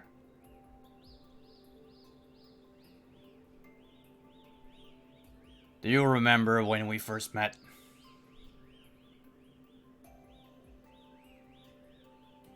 A little bit. How scared you were back then. How I promised to do everything in my power to help. I didn't do a good job. Nah, it's been mostly secrets, apparently.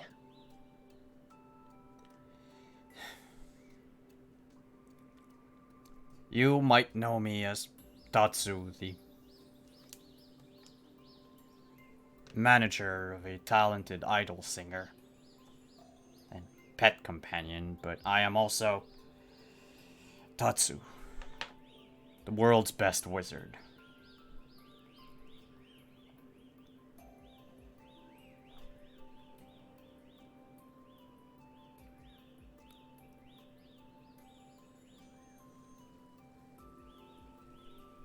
Do you want to sit here? We can chat.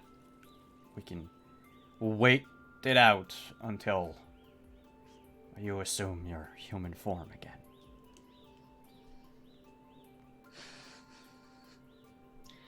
Yeah, I think it's safest if I don't go anywhere. We might stumble across people.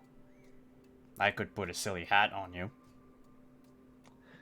Yeah, a monster in a silly hat. That's way less scary. I mean, yeah. Oh. And he waves his paws in the air, and a low table appears in front of you with a bowl of fresh cooked sardines. And she just grabs a handful and like shoves it in her mouth, and like while like chewing, she's like, I didn't think it would be so complicated. Just be an idol, make people happy, don't ever transform, but like I have all these other responsibilities with trying to keep the island safe, and I thought I could go around doing that without too much problems, but apparently I can't even get a few simple answers without things going all tits up and having a freak out.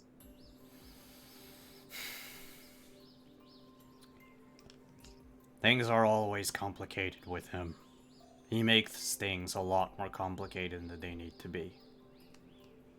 Oh, things are just Tatsu. Yeah. Not telling me things only makes things more complicated, not less. You're right.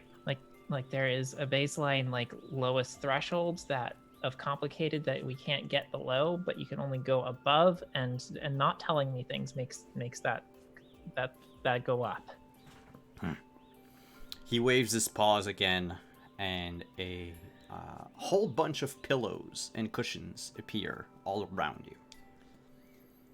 He says, "Take a seat, kid. We're gonna be here all night."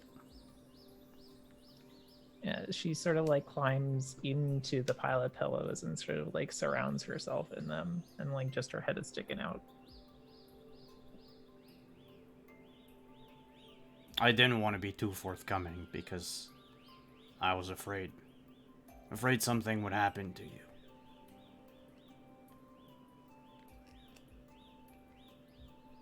But things are more likely to happen to me if I don't know things, because I don't know what to look out for, and I don't know where the boundaries are, and like what to stay away from. And if you just tell me don't do X, like that's not very helpful, because I don't know why, and I don't like there might be situations that come up where I should do X, and if I don't know what those are, then I'm just in more trouble and more danger, and things are more complicated.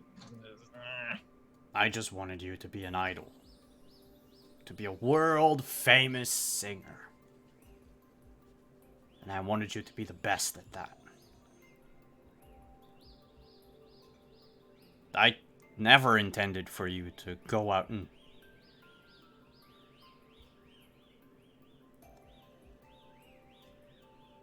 I didn't want you to go out and get killed.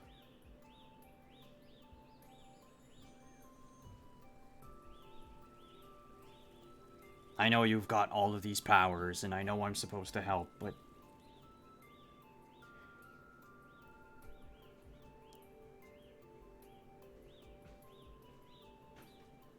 I didn't want to...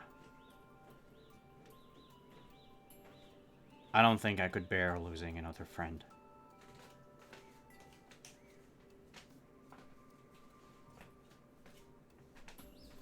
But it's not my place to decide what you want to do and what you do. And I should be here to support you along the way. So...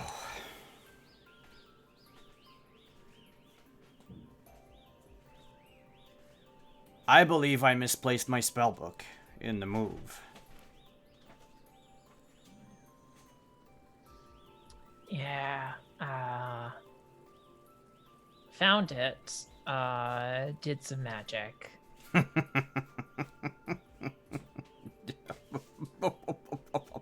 You can't read it. It's written in a cipher. I ate a guy. Oh no, not onigiri. Yeah, he told me to eat him.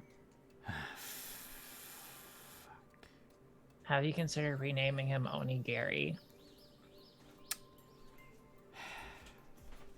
I used to name them all.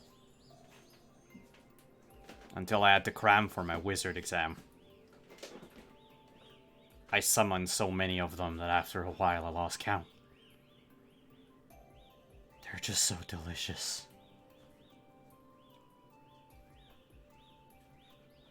Nothing beats a jelly-filled donut. Yeah. Nothing beats a donut that increases your magical abilities by 1 level.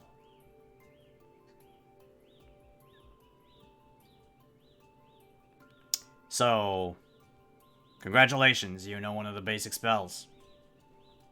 You can replace me with an onigiri whenever you want. But then I have to eat it. Yeah, if you don't, it goes bad after a few days, and you don't want them to go bad. They turn actual bad, like try to murder you in your sleep bad. Yeah. That's not good. Magic is unpredictable. I have enough things to be afraid of without that. Oh yeah, miscasting a spell is well, you see all of these pillows. It's a spell called the Spell of Relaxation. Are the pillows gonna turn evil? Nope. But if you miscast it, or if you inject more power in the spell casting, like if you tug harder on the threads of fate, you can turn these pillows into anything from a bed with a heated comforter blanket, to a tent, to a warm bath in the middle of nowhere. I even once managed to turn it into an actual onsen. Oh, we did that. What do you mean you did that? We did 2 onsen, and then they started competing, and then they eventually disappeared. No, you're just...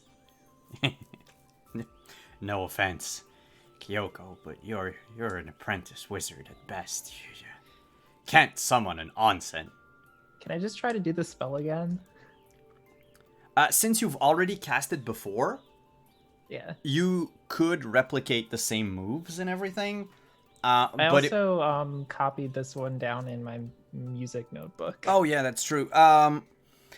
You can cast it, no problem. I'm just going to check how much endurance it's going to cost you.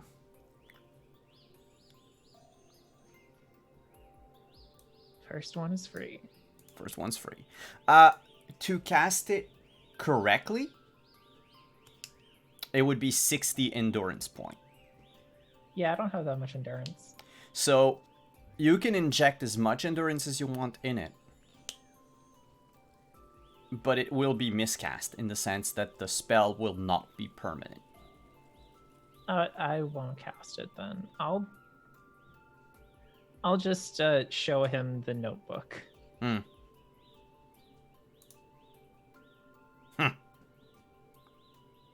It's good work. What else do you know? I called your ex-friend. His eye twitches. Twitch. I woke him up. Don't. That's not a good...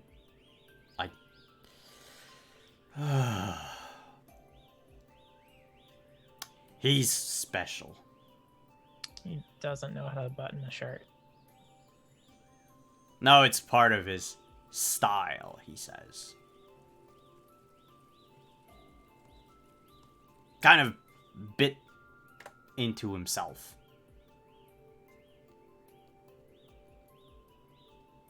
Like he's into himself sexually? I don't know, I never went that far. He thinks highly of himself, that's for sure. He seems to, I don't know, enjoy being the center of attention.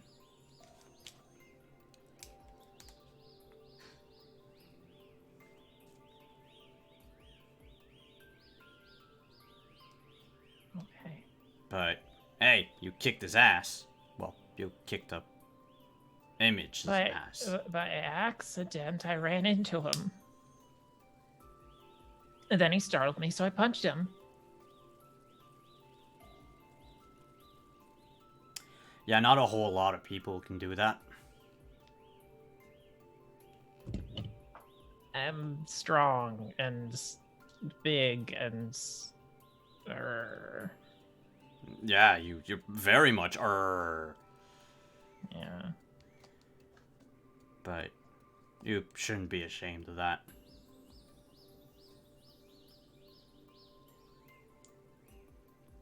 Can we just sit quietly until everything is all back to normal? Hell yeah. Yeah.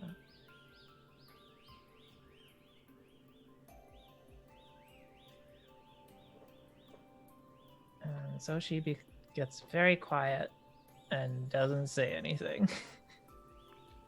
He stays quiet, but he will, after a while, summon an onigiri and just, like, quickly stuff it in his mouth.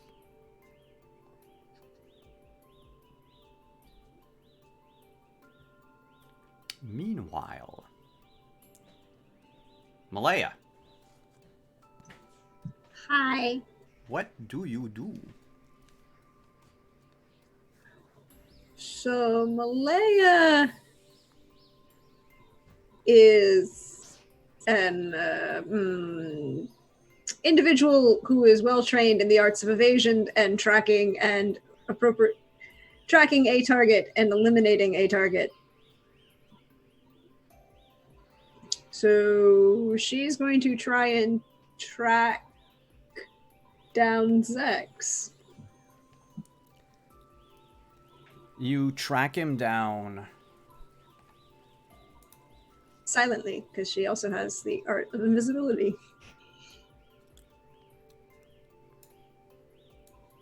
Boop. You track him down to the outskirts of the town. But this song is too joyful.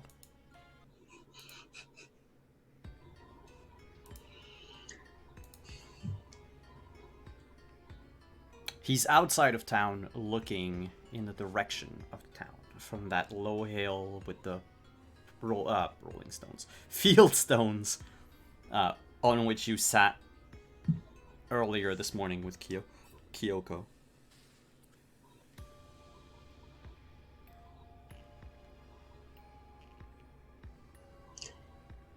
She'll like just kind of do that anime, just kind of pull up and appear, next to him. It's really rude to leave in the middle of a conversation.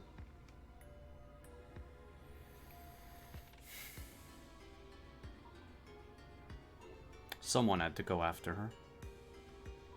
Nope, they didn't. Well, I got my answer. Yep, that you're an asshole. People have said that about me a lot of times. I mean, I did promise Tatsu I would send him a bill. Why, If I cut your throat, would you bleed? Of course I would. Well, the whole disappearing act, but leaving a simulacrum behind has questions.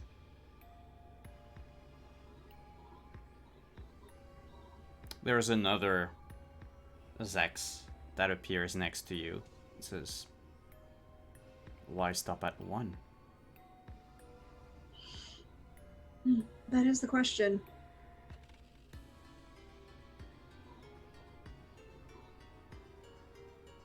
So you want to end this? No.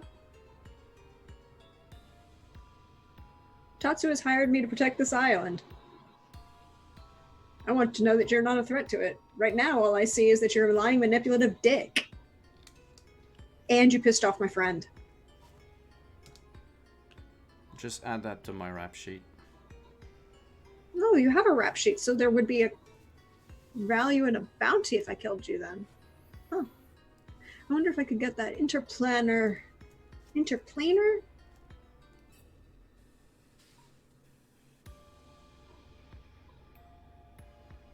Would it make you feel better if I gave you a free shot? No. The other image dissipates, and he turns to look at you. Takes a step back. I know what Kyoko can do. I still have yet to see what you can do.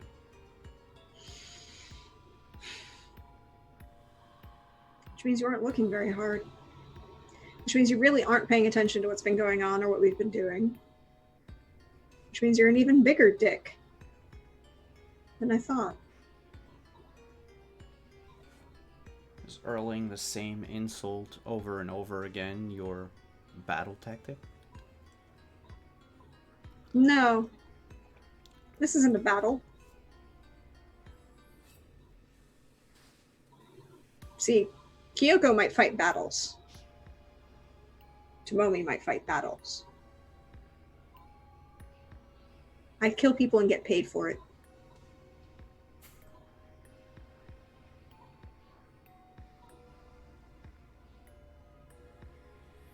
I'm decidedly pragmatic.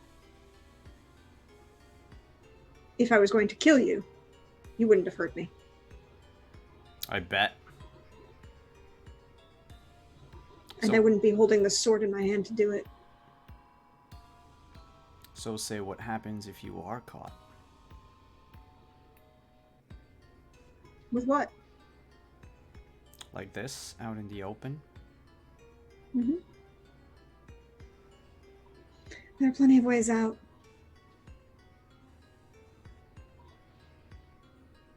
And a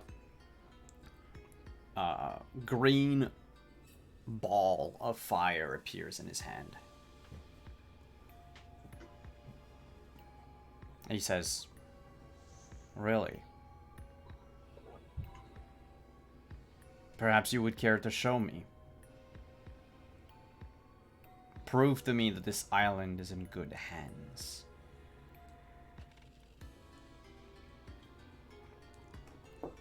And he would launch the fireball at you. Cool. Well, she's going to use her evasion.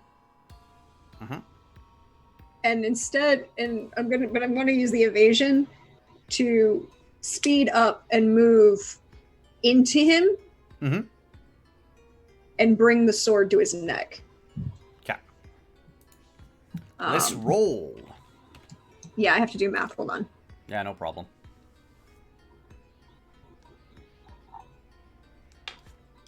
Yeah.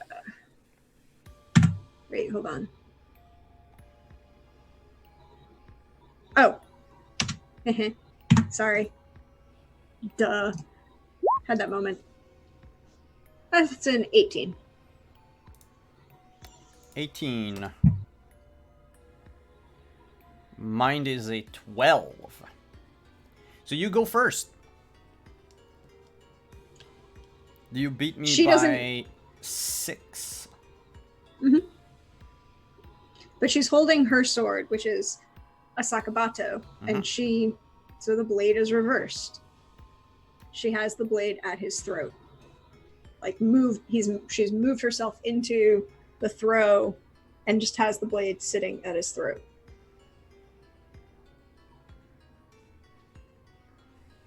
Good. The blade? Like the blade part, the slicey part of the blade.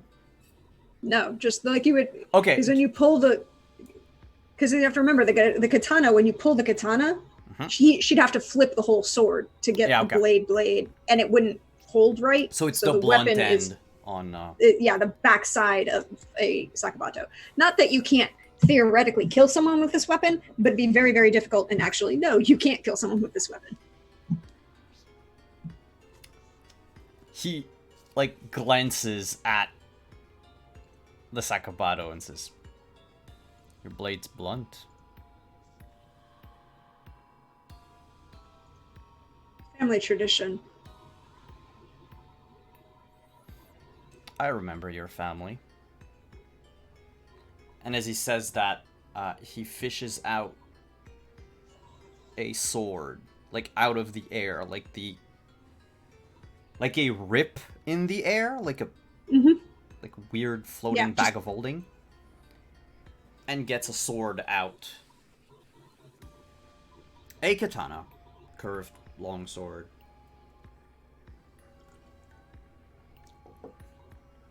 Your family is known for its battle prowess.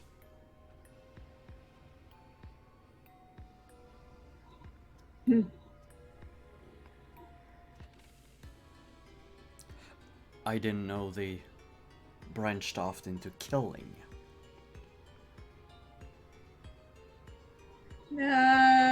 I mean, if you say you know my family, you know this sword, and you know who held it first. He's kind of well known for his other title. I've been around a while, but I've only heard of him through tales. I wasn't in Japan at this time. And he puts the sword in front of him, leaving your sword at his throat, but like clearly going into a battle stance. Yeah. Also, she's taller. She's taller than I am, but she's not that tall, so she's probably like backed up, she's pulling herself back and reversing the blade in her hand. Or pulling it into a stance.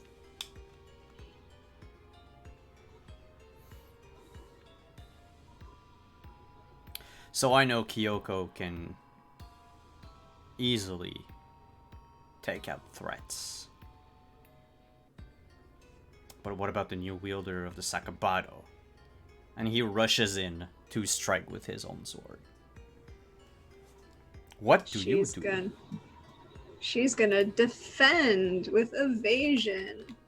Okay. And I realized I did math wrong the last time, so...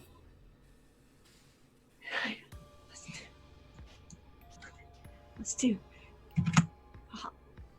Okay, so question for the DM, mechanical question for the DM. On the sheet, when it says defense, is the normal +2 added to that already or not?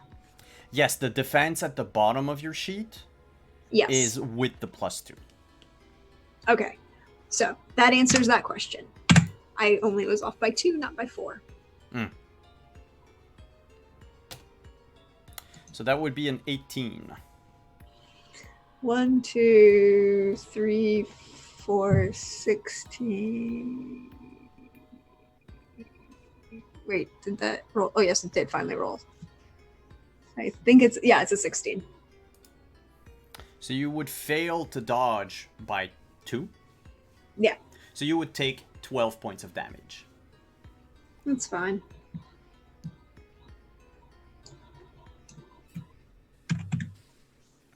So as he hits you through your multiple parries, he manages to cut like a part of your She's wearing that black and red hakama now with the... So like he would cut through like part of the sleeve, and the sleeve would open and you would see like the small red cut appear after and a drip of blood. Yeah.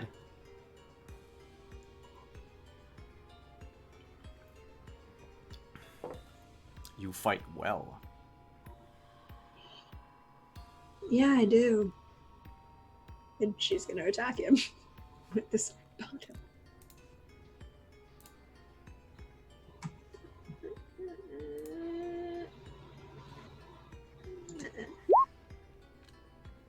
Okay, that's better.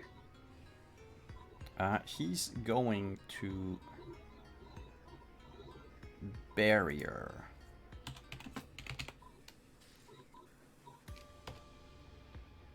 That's a 10. I have a 15. So it beats it by 5. And it ignores 2 levels of armor. Yeah, which are his 2 levels of armor. So you would deal 5 times 5, so 25 damage. Mm-hmm. Is that a quarter of his health? Nope. Okay, that's fine. Because he's going to take it on his endurance first.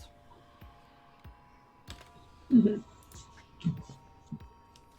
Which, exactly like what happened with Kyoko. You strike with the Mhm. blade, and it shatters the sort of like green tinged, like northern light type of aura around him. And he looks surprised. As the blade just kind of comes in on a strike and just probably knocks there, shatters against his chest. Or doesn't, the blade doesn't shatter, but it shatters the thing against his chest. Thing against his chest. Because in true style for this particular ancestor, the intention is to draw in speed and strike. One kill. One draw, one strike, one kill. He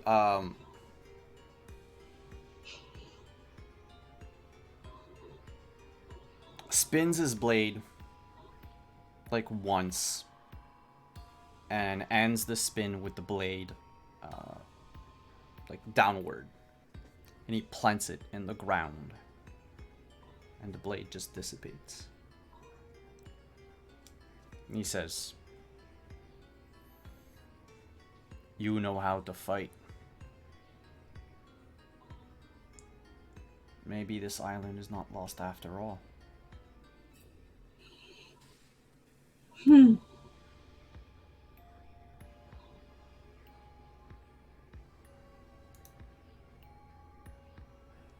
I know how to fight. I know how to kill. You're still an asshole who doesn't know what they're doing. And if you want to actually be a help, you need to sit down and have proper communication. That is the key to any healthy relationship. And if normal communication status normal means of communication won't be facilitated, I know someone who will help you communicate. And she picks up her phone and speed dials 4 and calls her uncle. But she hasn't put the sword away yet.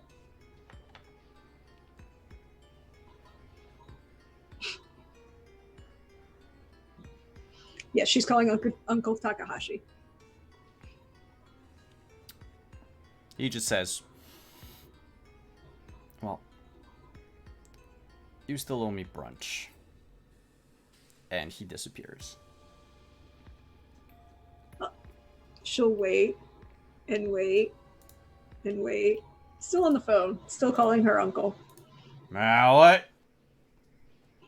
I've got another one for you. You might even be a challenge to get information out of. I don't think the fox was real challenging, was he? Send him my way then. Always. Have fun, Uncle. Apparently we're going to brunch. Click.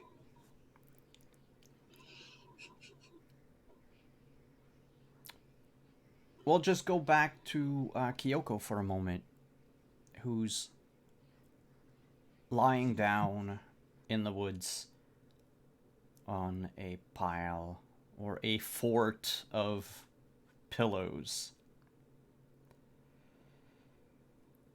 Totally a fort. And you hear in your mind Zek's voice.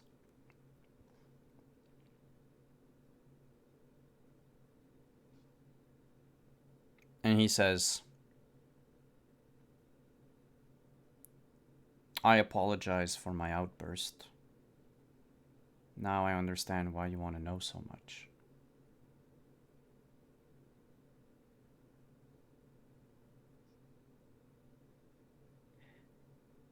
She's not used to voices in her head, so she's Tatsu.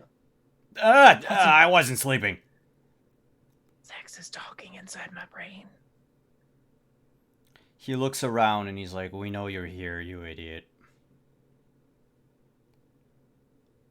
And you hear a voice coming from one of the trees that says, "No, you don't."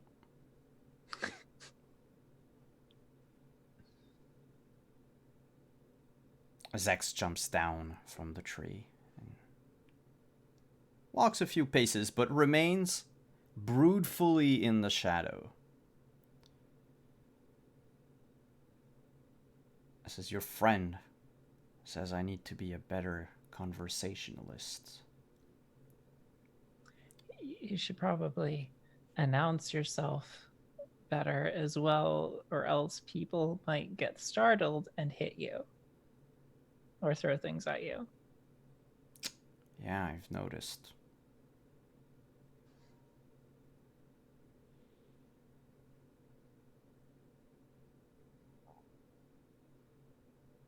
I'm going to go.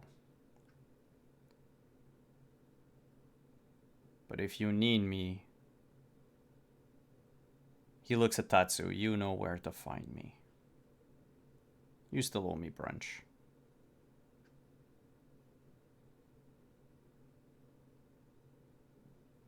Yep, page 53. And with the sound of wings flapping, he disappears. A few leaves fall down from the trees, but nothing else. Tatsu sighs. And that's where we're going to end tonight's episode.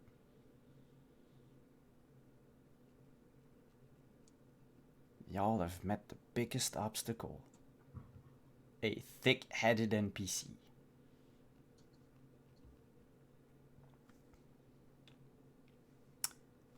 So, how are y'all doing?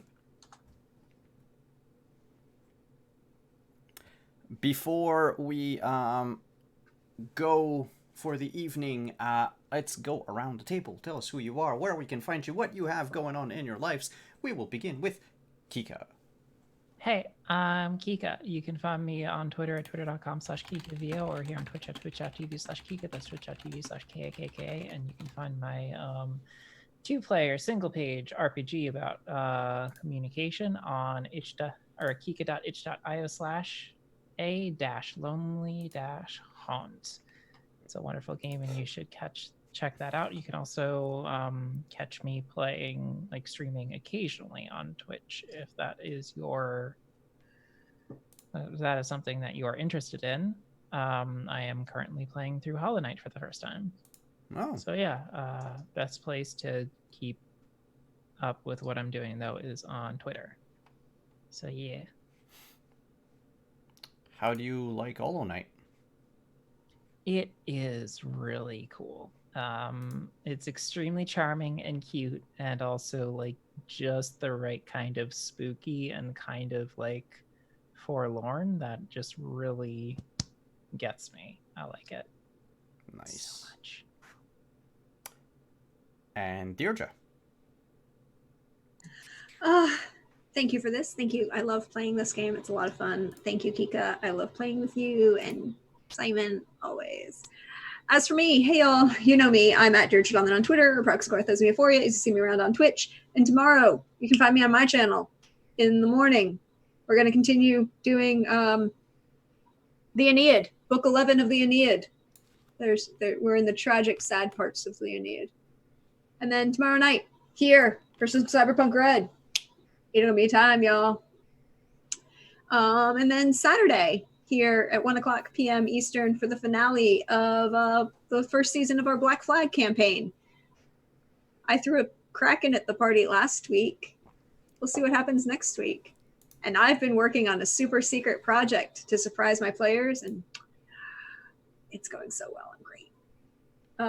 But you can also find all of the games I write. I've pinned a tweet. It links to my itch page. To see things there. Check it out. Check out all of these wonderful people. All the great times.